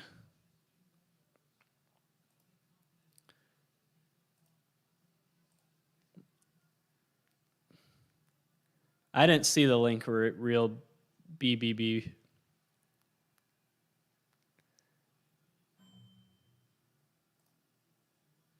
Which college football has the best looking jerseys? I'm a big fan of North Carolina's. Mainly because my high school had pretty much the same color scheme.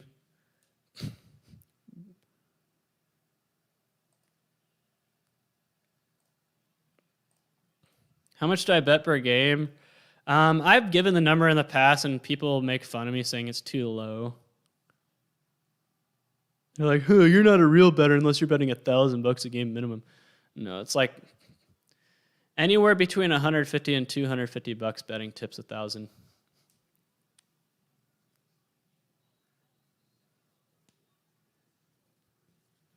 Yeah, NFL is. I just don't think the NFL is a beatable market. I don't. Maybe it is, but if there is, I definitely don't have the skill set to be able to do that.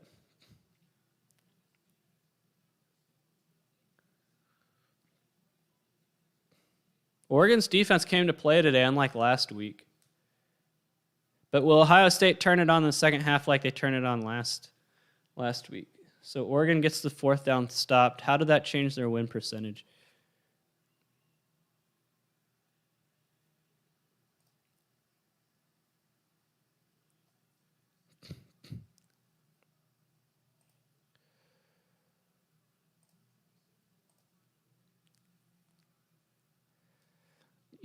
People will, though, like in the comments sections. And no, I can't have a Tennessee touchdown. I mean, it's fine for the Tennessee money line I have, but that just killed the under right there.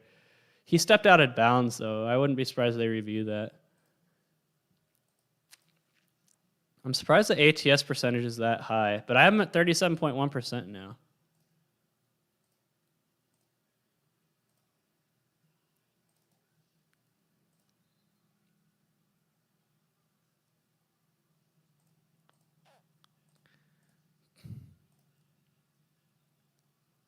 People have made fun of me for, I made a video when my channel first started saying this is my first ever $500 bet. And I have so many people that made fun of me. Oh, this is your only bet. Yeah, I mean, you could beat NFL in a season. I mean, people do it in the Super Contest, but over the span of many seasons, it's not going to happen. Man, that Tennessee touchdown helped my money line bet, but man, the under's dead. Both of my unders are dead. I need one of these money lines to hit, Tennessee or Oregon, to come out ahead in the 11 a.m. games.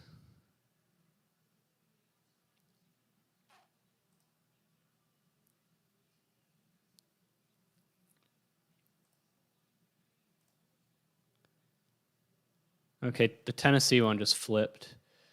54.7% now for Tennessee. I thought he stepped out of bounds. I'm surprised I didn't review it, but maybe I was seeing things.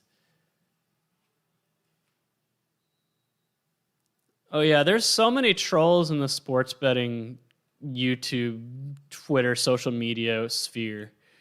Like, I think a lot of the hate I get is because I call out touts and stuff like that. And I say things like you can't win long term in sports betting. It's very hard. Like, my most viewed video of all time is the first video I ever uploaded, The Truth About Sports Betting, and people comment to this day. Like, every day I wake up, there's more people commenting on it saying, not true. I have Buffalo Clint Richardson. I have Buffalo money line and spread at 13.5. So if you got them at 14, you're good. Is it better on overs or unders so far? Honestly, I haven't tracked that. But probably unders because all the games last week, most of the games 70% under last week. But the two totals I hit last night were overs. So I think there's going to be a correction this week. But I guess unders so far.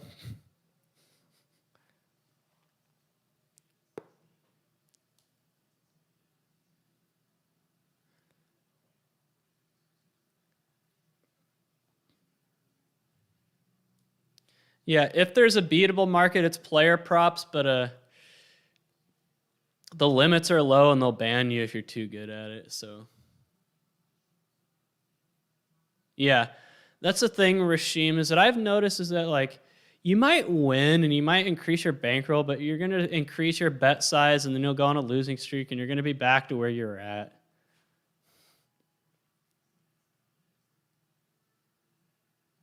And Oregon might get a TD here before half.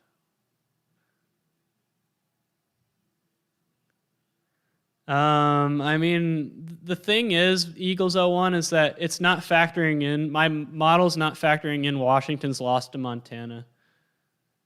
It's not factoring that in.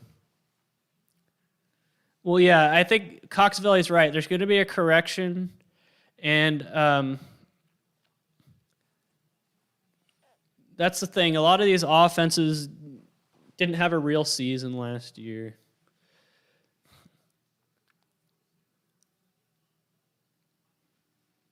But we'll see. The two totals last night went over.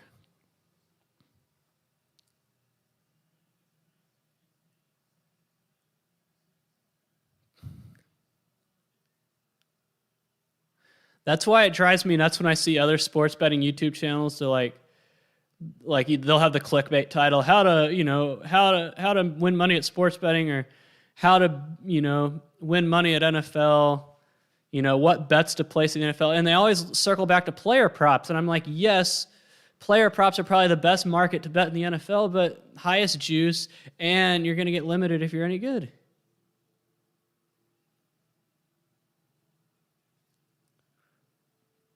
Yeah, Oregon, let's see what their win percentage is at now.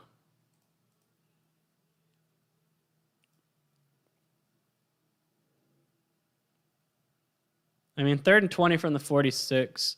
I'm at 35.6%, so 1 and 3. That holding penalty was a big deal. Right? Yeah, Mario and Luigi, you're absolutely right. So, like, say you're betting $100 a game and you grow your bankroll. Okay, I've grown my bankroll. I'm going to start betting $150 a game, and then you lose. You go on a losing streak, and you pretty much erased all your gains. And then you're like, well, yeah, that's why I don't think betting on sports to profit long term and make money is like even a side income is sustainable.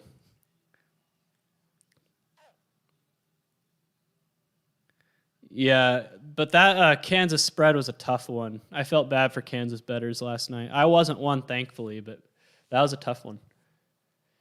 All right, Wyoming and Northern Illinois has started. All right, Oregon's going to be punting here. Ohio State, I mean, they got it going in the second half last week, but I think Oregon's a little bit better of a team.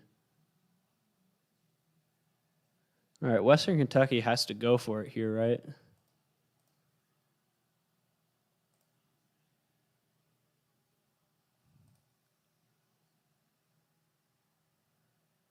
Oh, they couldn't get it down. But if I'm Ohio State, I need the ball out here. Right, Coxavelli? Yeah, this is all about fun for me. Like what I enjoy about this is opening this dashboard and spreadsheet and tracking to see if my models are accurate or not. That's what I like. I don't really care about the winning and losing, like money-wise. Yeah, Harbaugh's won. Washington State's coach is now firmly on the hot seat. I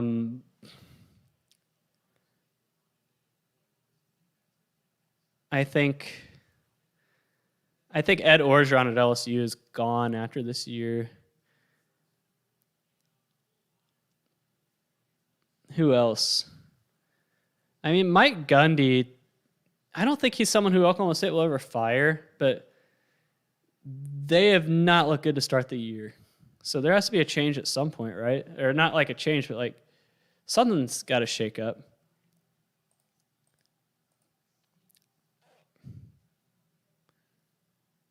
Obviously, Scott Frost. Yeah, the stock market's hard. There's touts and everything in the stock market, just like a sports betting. You hear all those commercials all the time. Like my favorite is like, call this number to learn about my little known trick that will beat the market in bad years and give you double-digit return in good years. Like, if this was such a great strategy, why are you giving it away?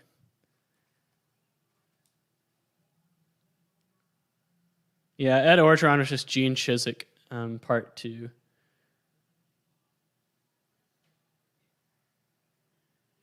Ohio State needs to get down and call timeout. Did anyone see that Oregon player spring up? Man, Pitt is just marching downfield. Yeah, that under is dead.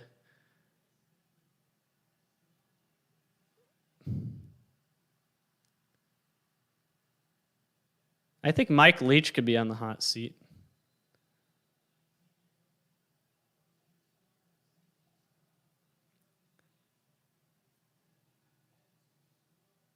So did they not get the timeout for Ohio State?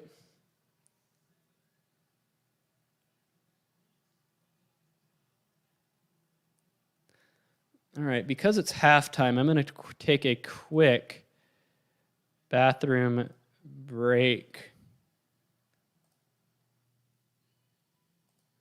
We'll be right back. Oh, my legs.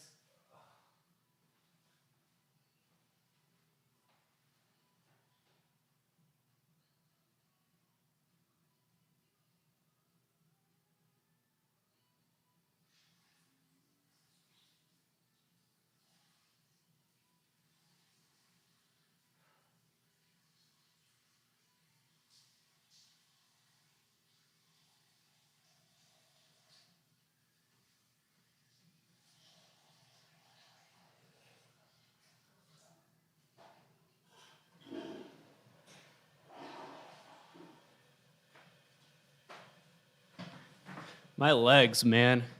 If my dad wasn't coming over, I would have probably eaten already. I did a 30-mile bike ride this morning. My legs. That's the longest I've ever rode my bike. But I just started riding a bike last week, so I mean...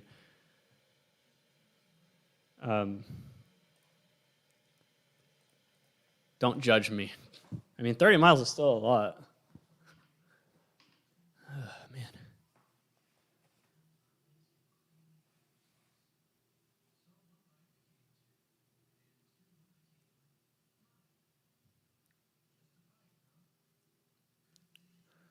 All right, Pitt is threatening to score here with 32 seconds left in the half. So I have Northern Illinois plus 6.5 over in that game, and Northern Illinois money line at plus 200 as well. Let's see what they can do for me. I listened to Rich Barris's Inside the Numbers and What Are the Odds? Rich Barris, he's known as the People's Pundit. He is a polling director, so he does political polls. That's, he does that for a living. He's a polling director. He's very good. And that's why I like listening to him, because I used to be in the same line of work, so everything he says is like music to my ears.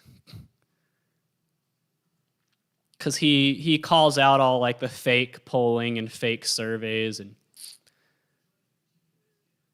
he's kind of like me. He's kind of like me. What I do with sports betting, only with political polls. Like he's very data driven and puts his own stuff up, his own polling out there to like prove everybody else wrong. But that's who I listen to, Rich Barris. Very entertaining. But if you're like a statistical nerd like me, it's not like your typical political talk show where it's just some like talking head like spewing talking points and the same old rehashed political arguments you see on social media, only into a microphone. That's not what it is. Like honestly, a lot of political talk shows bore me. Ooh, Wyoming already scored a touchdown.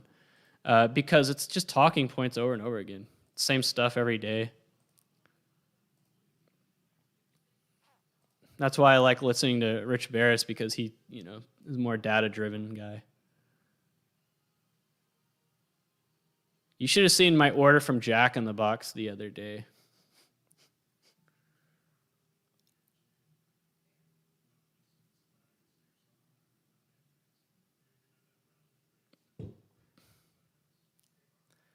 All right, so at halftime, I'm surprised Oregon's win percentage is 17.8%.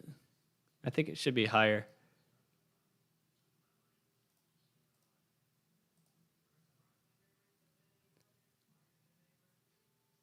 Like, I grew up with political talk radio because my dad was a sales manager at one of the largest conservative talk radio stations in the country, right? So I grew up with it. But it's just, a lot of it is just so repetitive. Like, even if I agree with you, it's like, it's repetitive. South Carolina's on the board.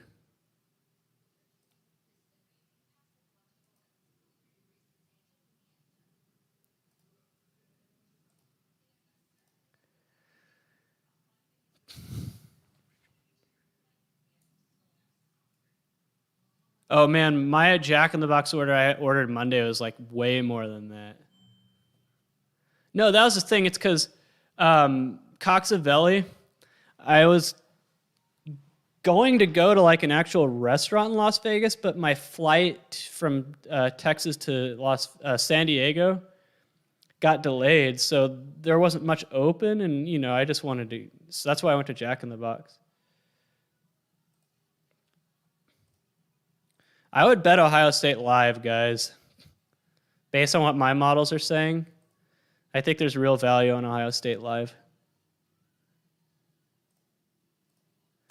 Yeah, that air conditioner going out really like killed the momentum of the trip. It really did.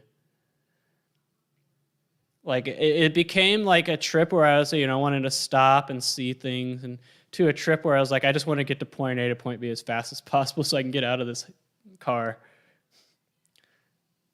Like I put the top down and everything, but that just meant I had to slather myself with sunscreen and you get all sticky. And like when you're driving in a convertible, all of like the dust and bugs and stuff from the road eventually like find their way, and they would like so I would be so dirty with all that sunscreen would make it stick. Checkers, all right. But the road trip was fun. I've been reminiscing about it, because it's been like a year since then. Looks like Pitt's going to score a touchdown right before half. But it was a fun road trip. But yeah, the Jack in the Box order I had on Monday was way bigger than that one I had in Las Vegas that night. I can read it off to you, what I ordered from Jack in the Box. But Wendy's has a new sandwich I want to try. I saw a commercial for it this morning. What was the Jack in the Box order I had? Because I did it on the app. Okay. 2 tacos, ultimate cheeseburger, barbecue cluck chicken sandwich, loaded spicy tiny tacos times 2, barbecue bacon triple cheeseburger, classic buttery jack, bacon and Swiss buttery jack, homestyle ranch chicken club. That's what I got. Yeah, I am endorsing an Ohio State live bet. Spread or money line, take your pick. Don't blame me if it doesn't win, though.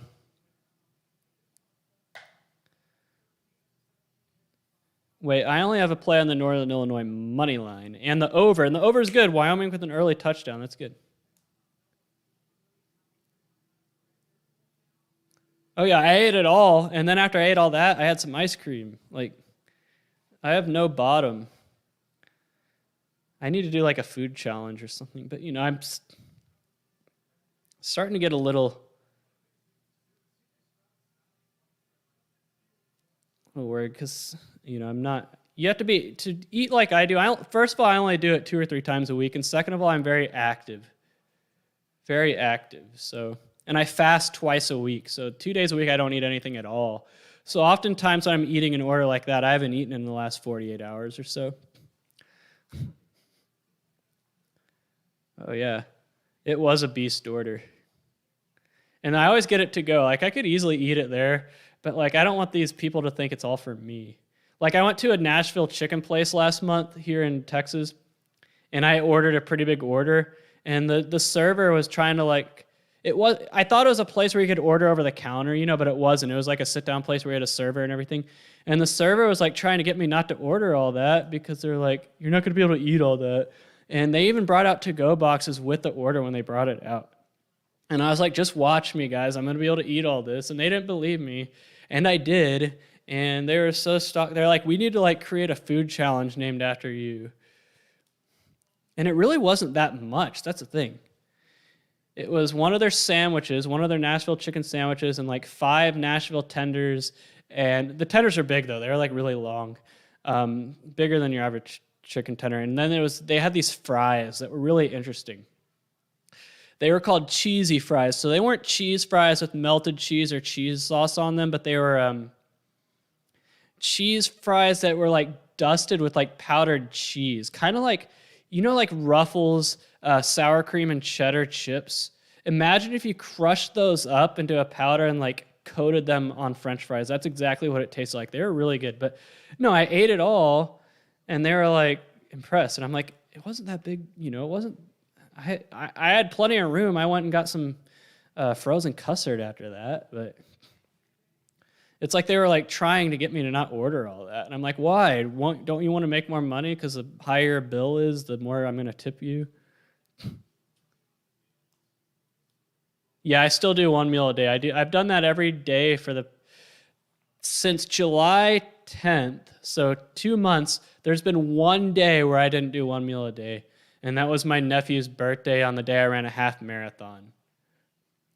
Because I wanted to eat something after the half marathon, and my nephew's party wasn't until 5 p.m. And, but outside of that, I do 1 meal a day. And the reason I do 1 meal a day on the road trips is, because I'm eating like that every day, 17 straight days. I mean, what was weird is that I didn't gain that much weight on the road trip. I gained like a pound. A pound. Like, I can show you what I mean.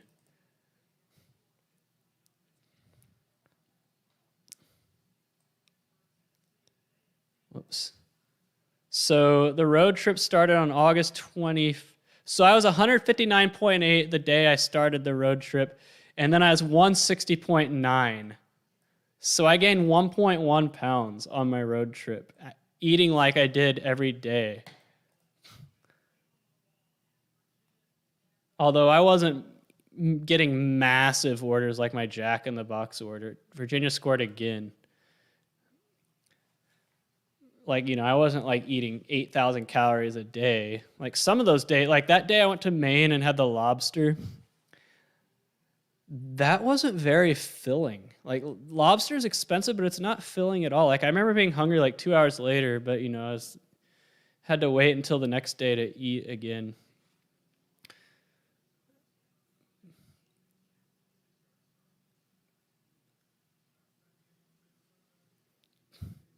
Ohio State band guy ate it? What do you mean? Did they show it on Fox?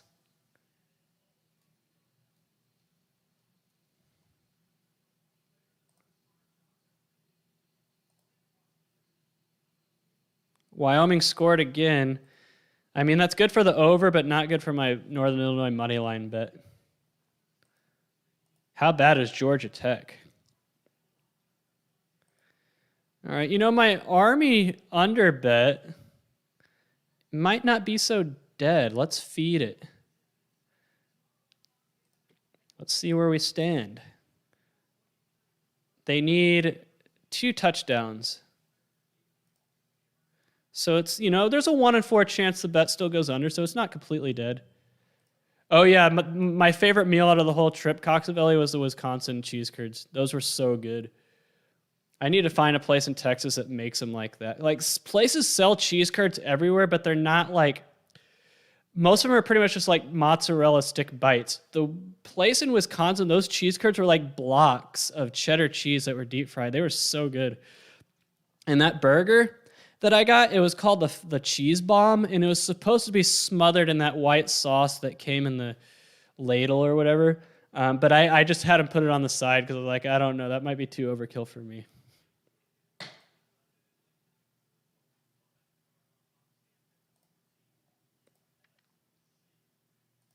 Yeah.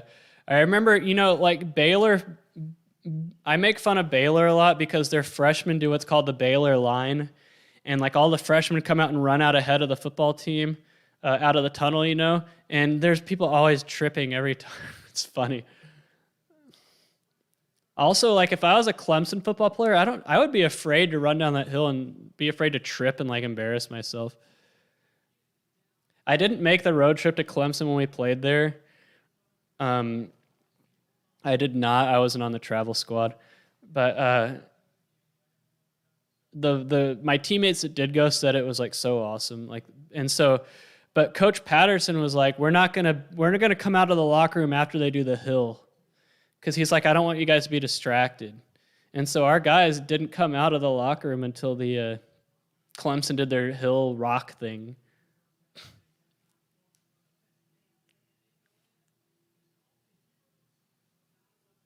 Yeah, Arkansas is the public dog of the week. I've said that on Wednesday. It's still the case. I don't like Texas, and I'm not going to cheer for them ever, but I think they're the better team than Arkansas. I was not impressed with Arkansas last week. All right, here's a question. Will Army score again? If I can get them to kick a field goal here, but it looks like they're going to score a touchdown.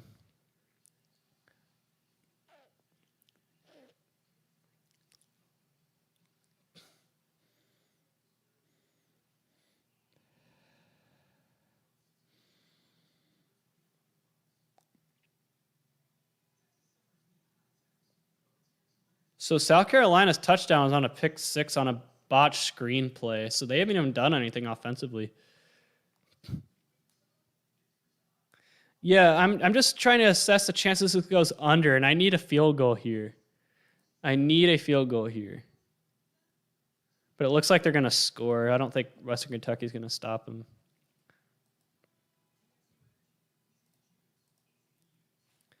My legs are so dead.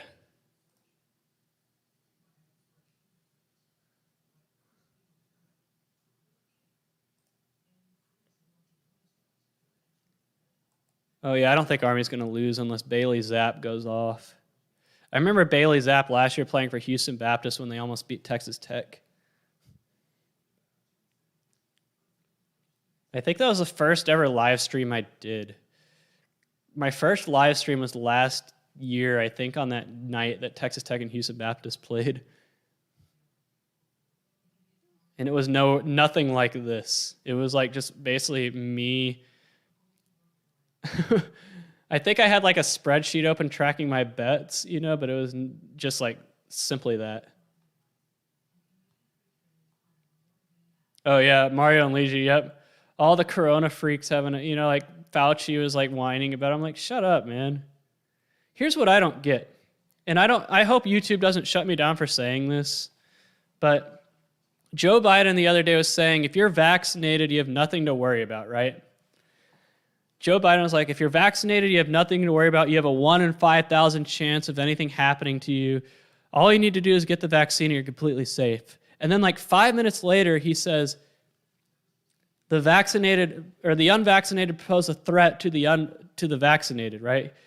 He's like, we need to protect the vaccinated from the unvaccinated. But wait, he just said 5 minutes earlier that if you get the vaccine, then you're completely fine. You have nothing to worry about. And then in the next sentence, he says, the unvaccinated pose a threat to the vaccinated. So which is it? The messaging is so inconsistent about all this, and that's what drives me nuts. That's what drives me nuts.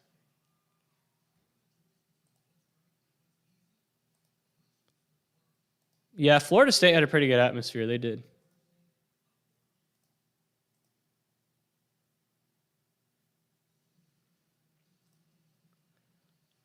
Army did score a touchdown. I mean, as long as there's no more touchdowns.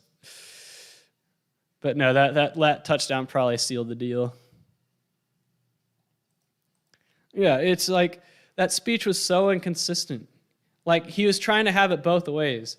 The vaccine completely protects you 99.9%, and then at the same time, the unvaccinated pose a threat to the vaccinated. So which is it? Which is it? Both of those things cannot be true. And if YouTube wants to shut me down for saying this, then go ahead and shut me down. But I think I make a valid point. I think I make a valid point. Either the vaccine works and you get it, you have nothing to worry about, or the vaccine doesn't work and the unvaccinated pose a threat to the vaccinated. Like, drives me crazy. That's what's driving me crazy over the past 18 months is just the inconsistent messaging.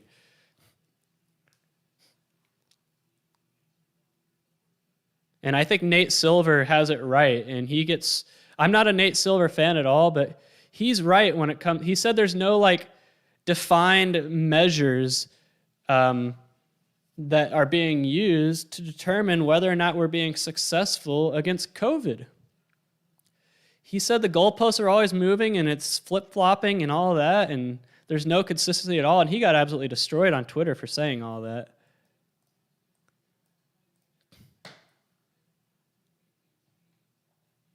Yeah, Virginia was one of my most confident plays of the week against the spread.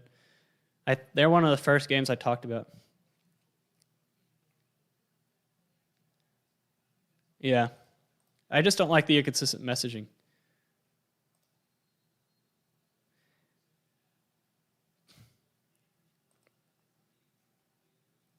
I think Trump's problem is that he surrounded himself with these people who are still bureaucrats giving us the inconsistent messaging. What I wanted to tell Trump was take a side and stick with it. But I think he was getting bad advice. The people he was surrounding himself with are bad. People that didn't have his best interests at heart. And Trump was being told that you need to do these things or otherwise you're going to lose the election. And so he went too soft. 2016 Trump would have taken the bull by the horns and not given a crap about re-election or approval or anything. Because no matter what Trump did, he was going to get attacked.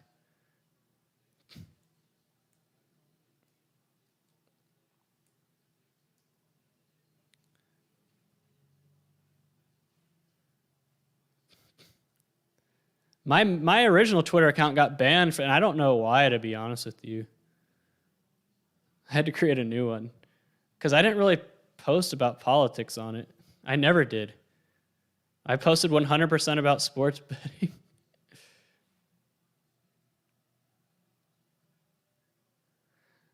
Well, one of my best bets of the day was Virginia, which is already in the books. I highly endorsed Ohio State live.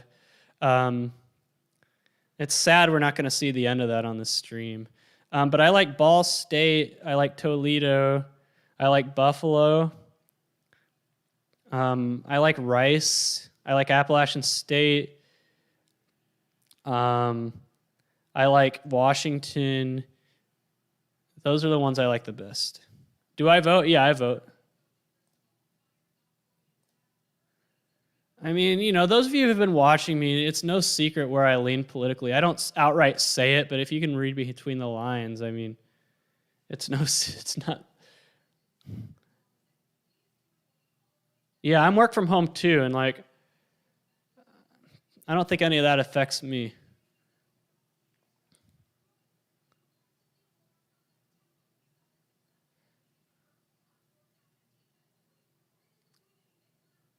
Yeah, that's a problem I have too, Matt Stansberry, is I feel like there's too many distractions working from home. But that's just what the company that I signed on with and got hired by, that's just how it is. There's no office for me to go into. If there was, I would go in. But it's, I have to on the 4th floor of my apartment, there's like a room that you can go into, and I go in there a lot with my work laptop just to get away from the distractions. Toledo, Buffalo, App State, Ball State parlay, nice. I don't endorse parlays, but all 4 of those plays I like. So I doubt all 3 of them hit, but all right, what we need to happen in this Western Kentucky game is for Western Kentucky to go on a long drive and not score, and then Army to do what Army does and just milk the clock the rest of the game. And then maybe it can go under. Yeah. It's no secret at all where I lean politically if you've watched enough of my videos, but there's a reason I don't outright say it, because I don't want this channel to be branded as, where I lean politically. I used to do political betting streams last year, Betting Tips 1000. I had predicted betting streams last year before and after the election. I had 2 before the election, and those are 2 of my most viewed streams ever. I think the only stream that I've had viewed more than my political betting streams was my Selection Sunday stream for March Madness last year.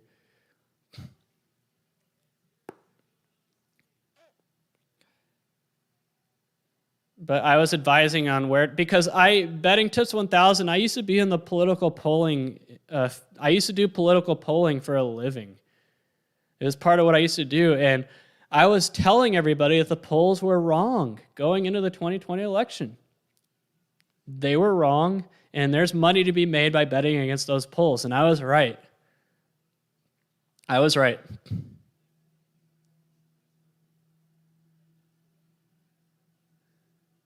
And it makes me mad that these same polling outfits that got 2020 so wrong are still out there with polls on approval ratings and opinions of vaccine mandates and lockdowns and all that. It's like, you guys can't poll an election, yet you guys think you can actually accurately gauge public opinion when it comes to vaccine mandates?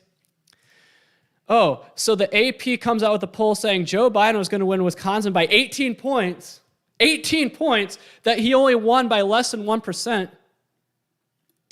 A 17-point polling miss, and they're out there coming out with polls about vaccine mandate preferences? How are they still even in business? A 17-point polling miss is inexcusable. You have to try to miss by that much. NBC News Maris comes out with a poll saying Joe Biden's going to win Florida by 6 points. Trump wins it by 5. That's an 11-point polling miss. And they're still coming out with polls. How are they still in business? Anyway, as someone who used to work in polling, stuff like that drives me nuts. Yes, Oregon's going to score again. Yes, I did predict 2016 correctly. I used to poll for a living. I know if a poll is garbage or not. Oregon's up by 14 now.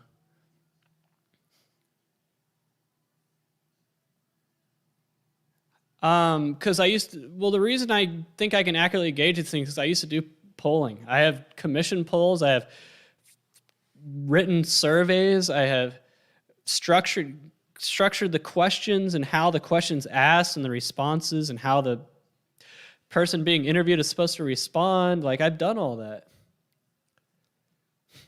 And so that's how I know when polls are garbage or not, because I know how to fudge them.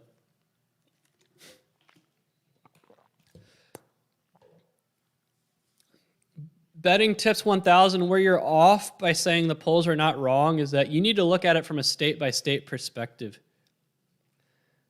The polling misses were massive, and they all went one direction. That's the thing. And if they didn't include polls from pollsters that they despise in their averages, then they would have been even worse. These media university pollsters have not been able to poll Florida accurately in 10 years, and they once again got it way wrong in 2020.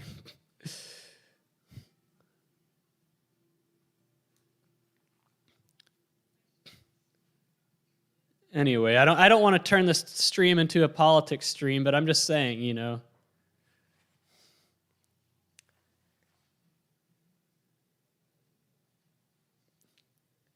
It makes me upset that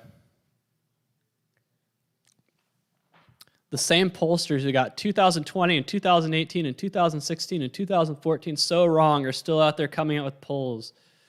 Like, how are they still in business?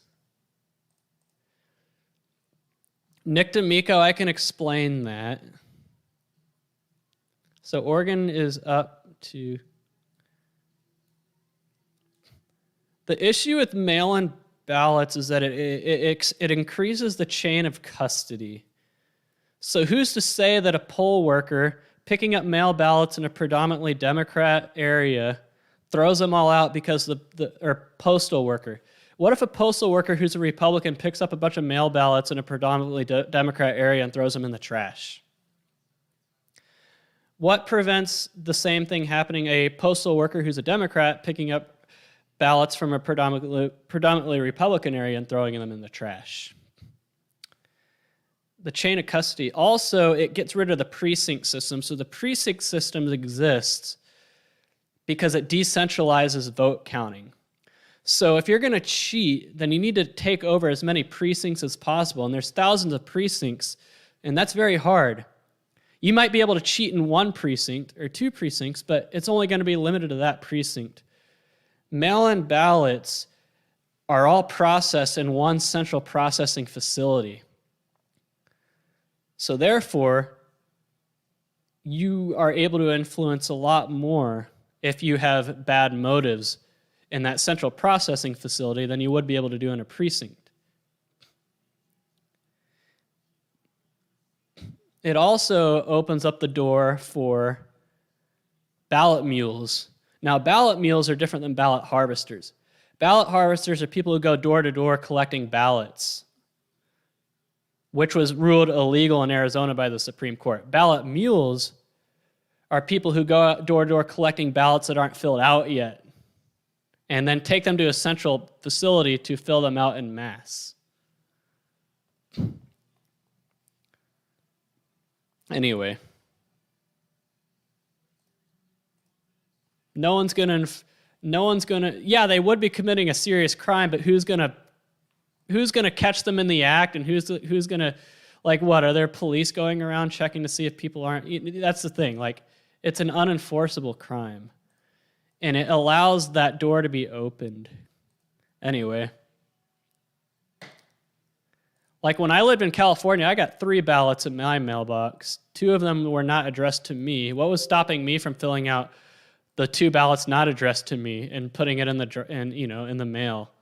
No one would have known. No one would have known. All right, Oregon's up to 43%. Oh, Western Kentucky scored again? All right, that under is dead.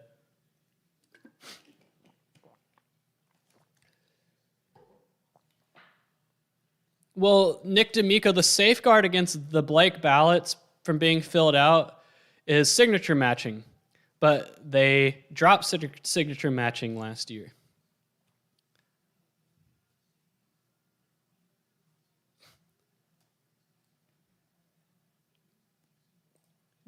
Signature matching requirements were dropped in all these states.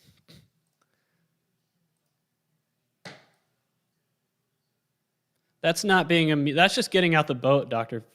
Phillies Blunt. There's nothing wrong with that. I agree, Coxavelli. Washington, Michigan is going to be a good game. All right, so Oregon is 42.3%. What's their money line ROI?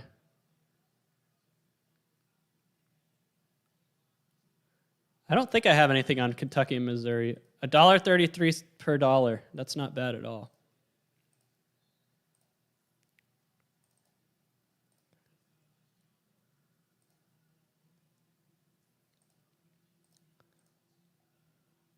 D'Amico. Well, I know that because I remember a pitcher named Jeff D'Amico from the Milwaukee Brewers back in the day. And also Connie D'Amico from Family Guy.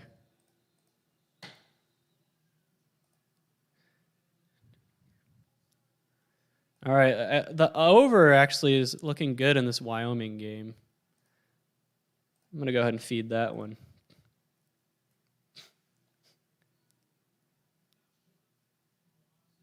Did I have Kentucky -5? Hang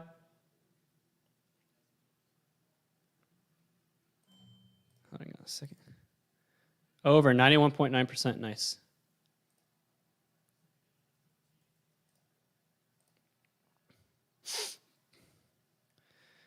That's why I'm not a big fan of political debating betting tips, because people are so entrenched in their views, you're not going to change their mind. You're just going to cause division. The only way people's minds change about these things are by their whatever affecting. It has to affect them personally. You have to be affected personally.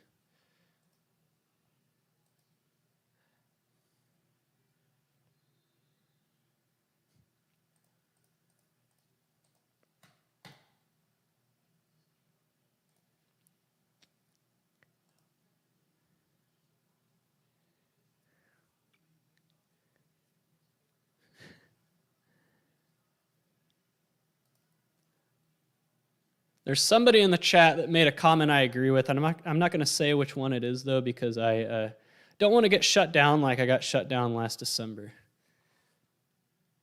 when YouTube banned me for a week.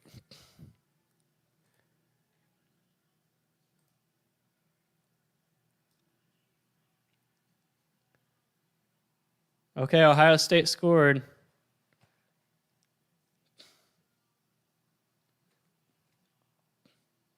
I mean, I won money betting on Trump in individual states.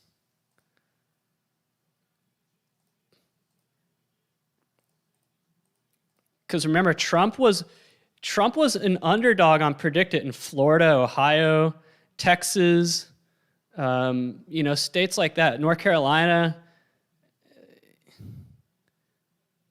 and also like margin markets as well. Like, the margin markets is where I won my most money, because my biggest win on Predict It was Trump to win Florida by 4 points or more, and that paid out like 9-1 for me,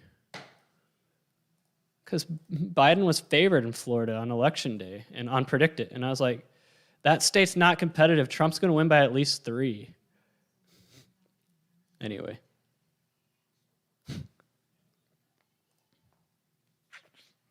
Yeah, I still feel good about that Ohio State live bet that I was endorsing. Tulsa's up on Oklahoma State. Oklahoma State, guys, I don't know why they're getting the benefit of the doubt.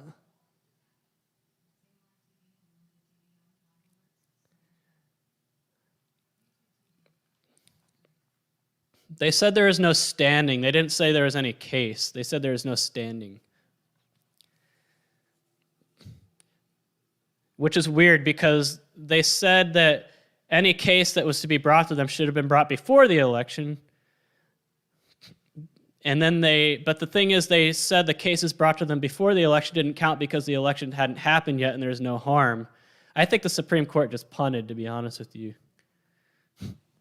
Because the Supreme Court was inconsistent in their messaging as well. All the cases brought to them before the election were tossed out because there hadn't been any harm done yet for them to, say that I've been harmed. But then after the election, they said, oh, it should have been brought before the election. Yeah.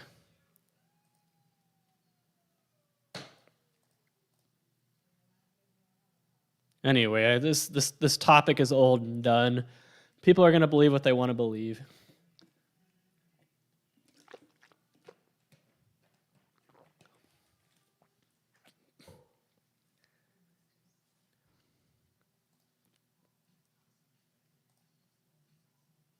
I think the Mike Lindells and Cindy Powells of the world were wrong.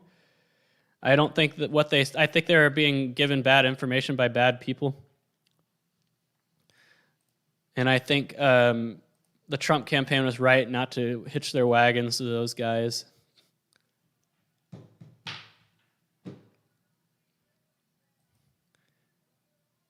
I think Big 12 expansion.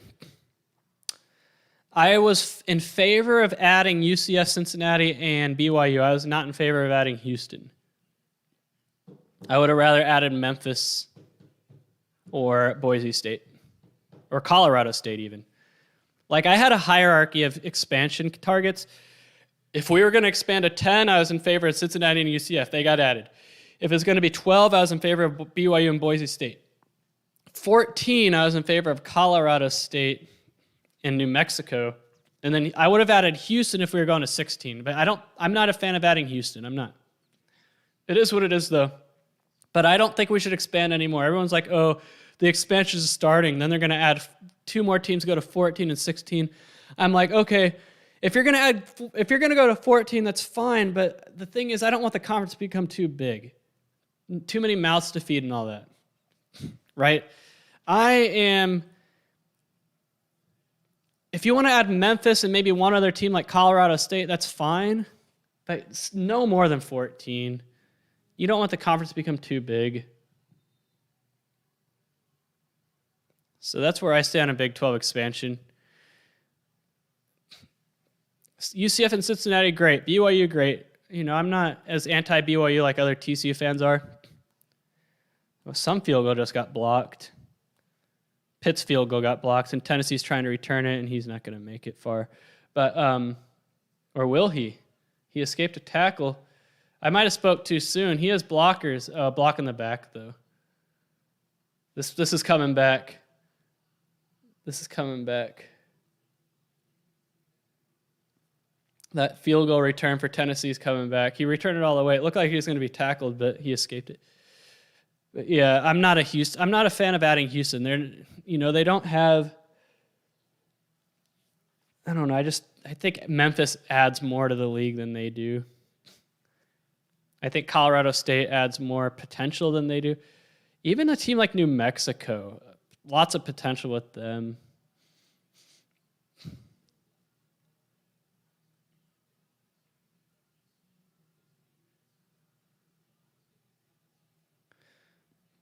I agree with, yeah, no, that's the thing, Big Short 08. When talking political stuff always spikes my views on this stream. It's not a secret.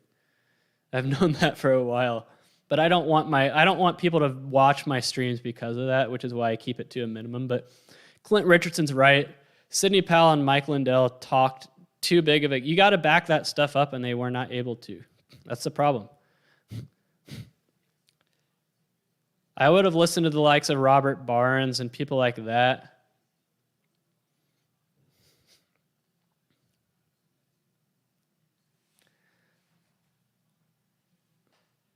Like, the thing is, Houston doesn't really have the football success. They've had 3 conference titles since the Southwest Conference breakup, and 2 of those were kind of like, not because they are great teams. I think they won one of their conference titles by going 7-5. They really had one good year under Herman, and that's really it. Memphis, has about equivalent success. That's the thing. There are 3 good candidates, and then that 4th candidate was tough. So, you could have had a bone to pick with any of that 12th team.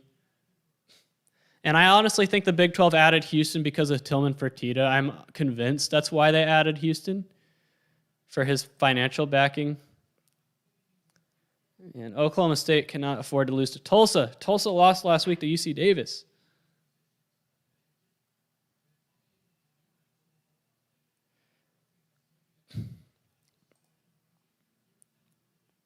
All right. Oregon's at 50. This is the first time I've seen Oregon at 50% and higher because they're moving the ball.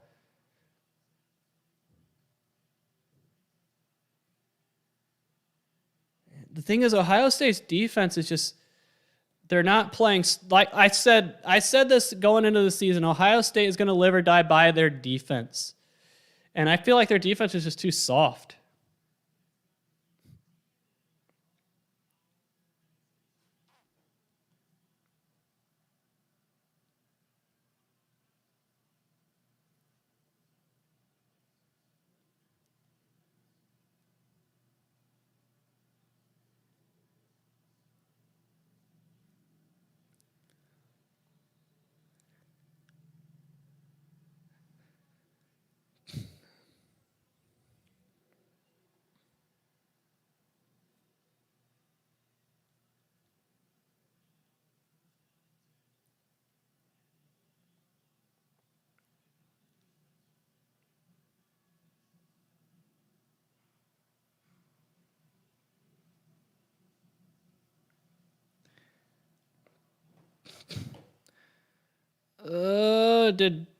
Is Pitt going to get the benefit of the doubt on that punt?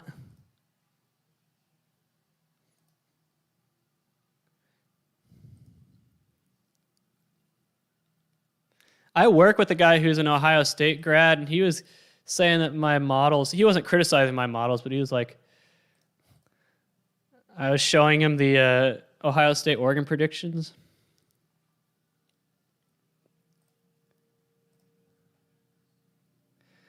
The reason I stopped doing tutorial videos, Anthony Fiola, is because I just didn't enjoy doing them.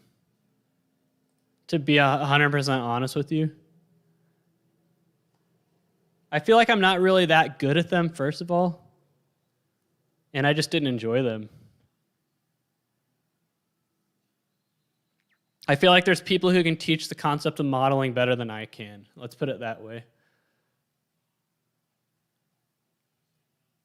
Yeah, Western, I told you guys, what Army needs to do is put this game away with their clock-chewing offense, but instead they're letting Western Kentucky march down the field. Miami is only down by 8.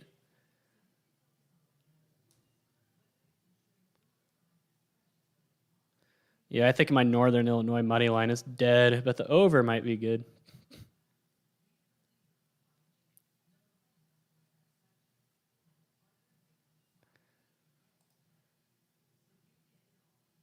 Yeah, my issue with the tutorial videos I used to do is they were boring to do and they took too long to edit, and they too much time investment into making stuff like that. And I just ultimately at the end of the day I felt like some of these things can be taught better than I can teach them. Western Kentucky scored again. All right, Army needs to just run the clock out.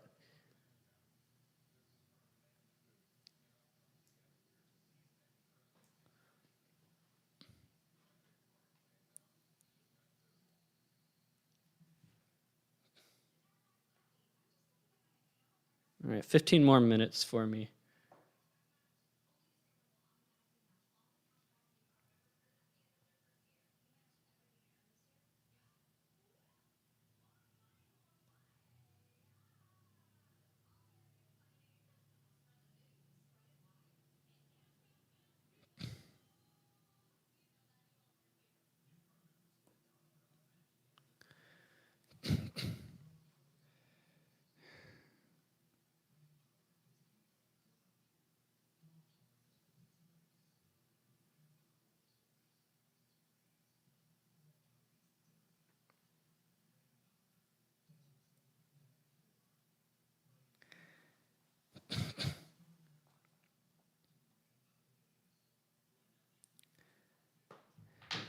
Yeah, right. Army is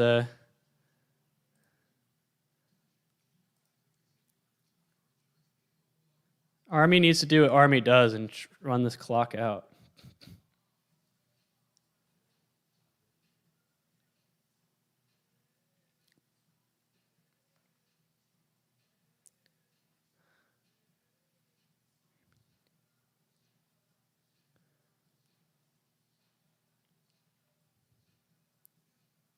Yeah, Minnesota letting Miami of Ohio hang around. Let's do that. Let's see how this one stands.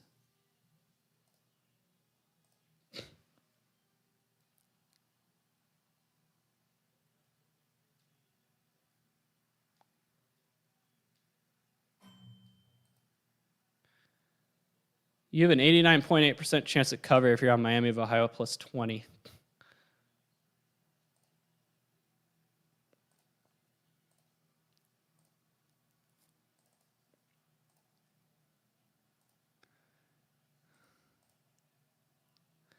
All right, big third down here in the Ohio State game. Mikowski, I talked about that earlier, but I'll talk about it again. I was in 8th grade. It was our first 8th grade football game of the year. So when I was in 8th grade, what we had to do on game days, and Oregon scores, what we had to do on game days was wear a button-up shirt and a tie. You know, we had to dress nice. And so I went to school that day with my shirt and tie on, looking forward to the first game of the year. And went to my first period class, which was pretty much like a shop class, and my teacher in that class was Coach Graves. He was a Vietnam veteran. He was fiddling with the TV, trying to get the reception to come in, and I was wondering why. Didn't really think much of it, though, and then the TV came on, and that was that. Well, Nick D'Amico, I've been saying all along, my college football models over the past 5 seasons have been strongest at money lines. I think I've only beaten spreads once in the past 4 years. Let me see if I have that on my OneDrive. I don't know if I do. Hang on a second. Like my historical results. It might be right here. Okay. Actually, I've beaten spreads 3 of the last 4 years. My bad. But 2 of those years are like razor thin, not even 1 unit. But money lines every year. Those are what carries me. So if you're ever going to follow my plays, just go money line first. Man, I feel like Army's not going to be able to get this done, man.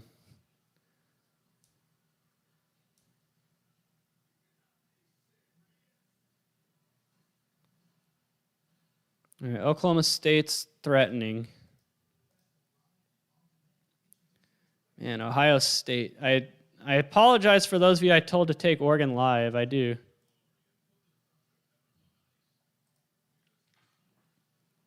Or not Oregon live, Ohio State live. I was already on the Oregon money line. I forgot I had made that bet. Like when that game started, I forgot that I had bet on Oregon. What do you mean when you say I changed the models? What do you mean by that?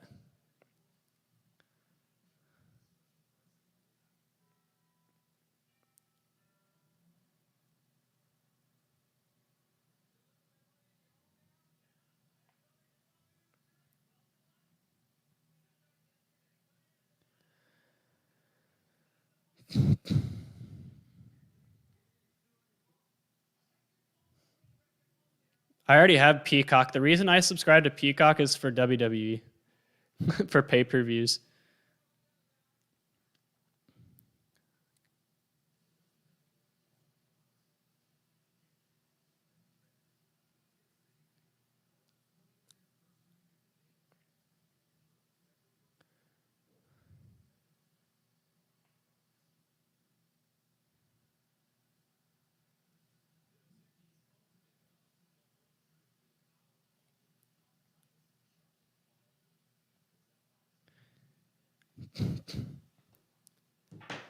Oh yeah, the neural network is like the only models I used in the past years were least squares and k-nearest neighbors. The least squares was known as the blender, and k-nearest neighbors was known as the ATM. The other 4, the other 4, these are the first year I'm using it. The Notre Dame game hasn't started yet.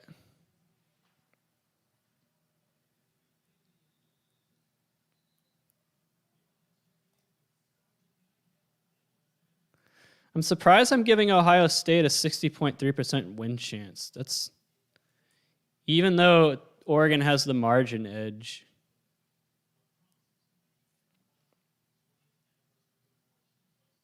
All right, Army got the first down we needed.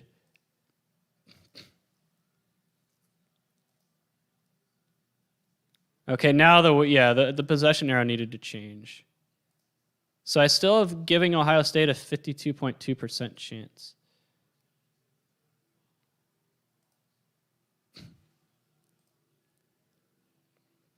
Welcome back, Grub Warp, for the last 10 minutes of this stream.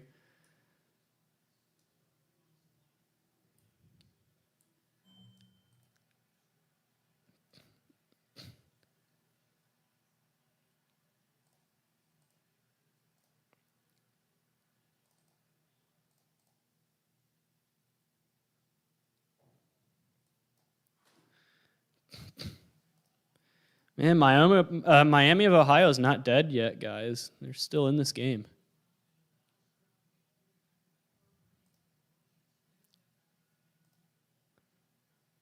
Army needs to do what Army does and run clock. Run clock. All right, South Carolina has not scored any offensive points today. And what have I been saying about Ohio State all year?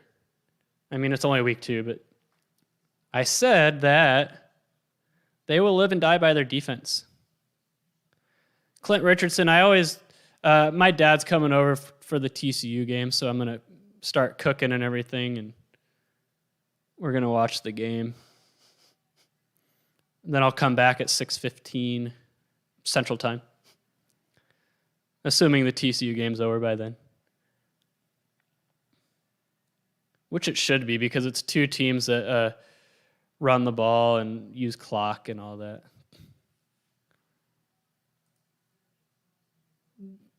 Two teams that don't really air it out and extend the length of a game. So Oklahoma State needs to cash in here. Northern Illinois touchdown. All right, that's good for my over bet. What channel is the Oklahoma State game on? Is it on a... It's on Fox Sports 1. All right, I'm going to tune into that. I had Rutgers and Syracuse on. I'm like, who cares?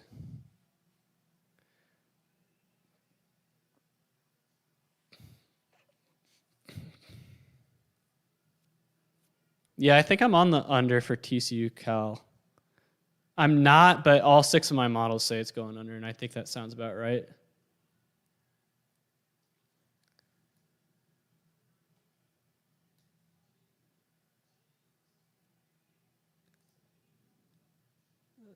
So the Army kicked a field goal? Yeah, I feel like Western Kentucky's going to score a meaningless touchdown here. I really do. I mean, at least my Army money line is safe, but... All right, Toledo Notre Dame has started. Yeah, I'm watching their defense, and their schemes are not good. Their schemes are giving Oregon too much space. They need to be more aggressive. They're playing like this soft zone. Why?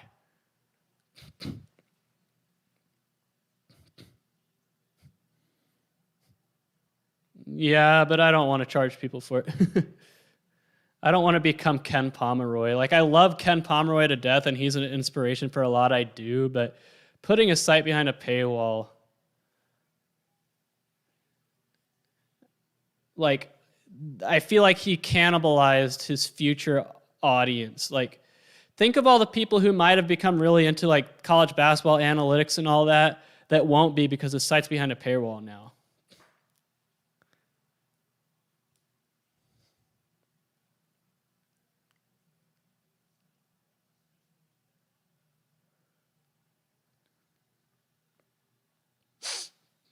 Pitt quarterback with a nice 4th down run.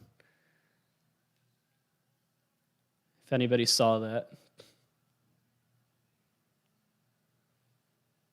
Big false start there for Ohio State.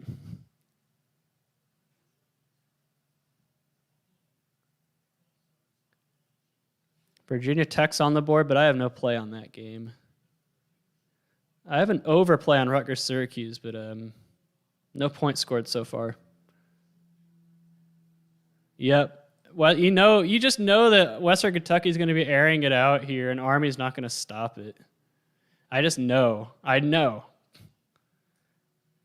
Let's see what the live percentage is. Yeah, I don't know who Ohio State's defensive coordinator is, but yeesh. I mean, it's still at 90%, but I just have a feeling Western Kentucky's going to get this done. Oh, he dropped it. Ohio State receiver dropped it. Or tight end or whatever that position was.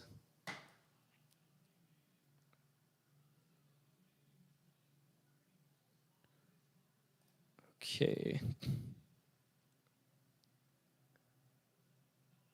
And Pitt almost had a nice one-handed catch. Yep, Army is just playing soft. They're letting him march downfield. I'm like, why?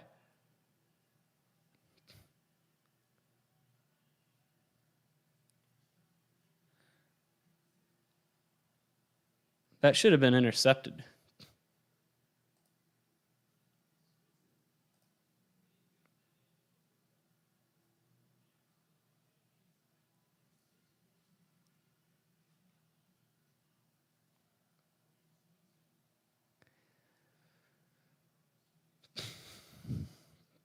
I have Pitt, Tennessee, Oklahoma State, Tulsa, and Oregon, Ohio State on my TVs.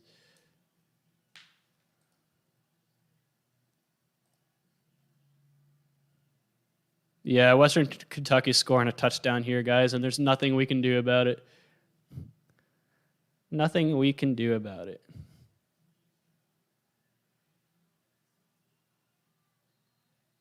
Did they say he caught that? I mean, he's still short, but did they say he caught that?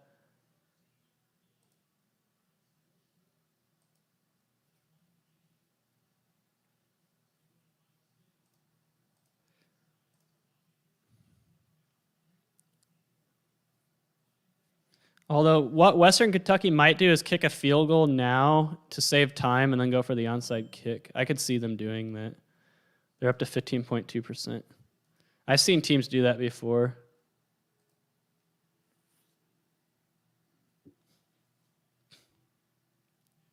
Notre Dame already scored. 4th and 2. This is a big one.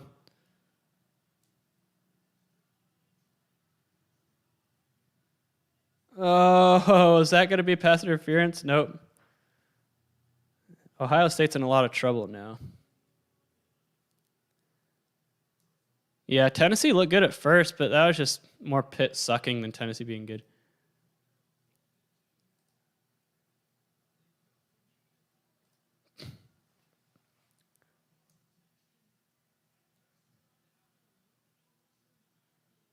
That was interference unless it got tipped. Did the ball get tipped? That was definitely pass interference, but they might have said it got tipped. All right, Oklahoma State has to kick a field goal here.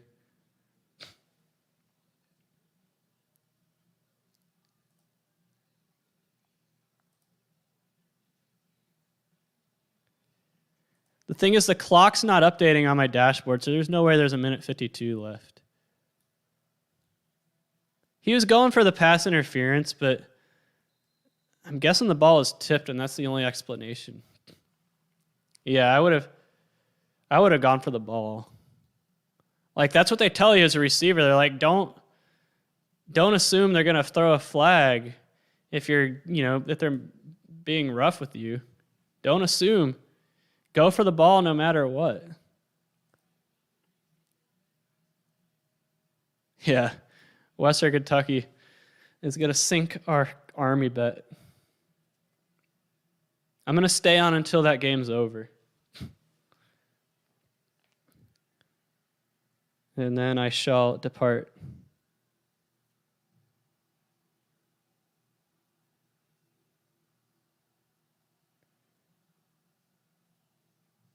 But there was a minute 52 left when the drive started, and they haven't called any timeouts. I don't have CBS College. That's another reason I'm going back to YouTube TV, is because they have CBS College Sports and DirecTV Stream doesn't. So I can't really tell what's going on. Yep. Appreciate it, Coxavelli. Third down. See, that's what Ohio State's problem is.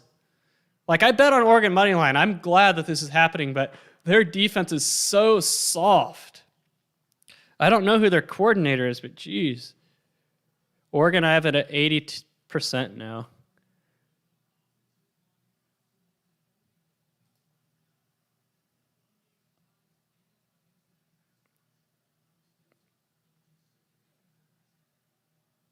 Miami of Ohio won't say die. Offsides on Ohio State. They're falling apart. Okay, so it's 2nd and goal from the 5 with 30 seconds left. You think Western Kentucky would kick a field goal and then go save time and go for the onside kick? That's what I would do if I was their coach, but then again, I'm not a college football coach. All right, Oklahoma State got the touchdown. Yep, there's the touchdown for Western Kentucky, and I'm going to, yeah, it is what it is. I'm going to go ahead and call this stream a day, and I will be back tonight in about 4.5 hours. So thanks, everyone, for watching this stream. It was fun. I'll be back.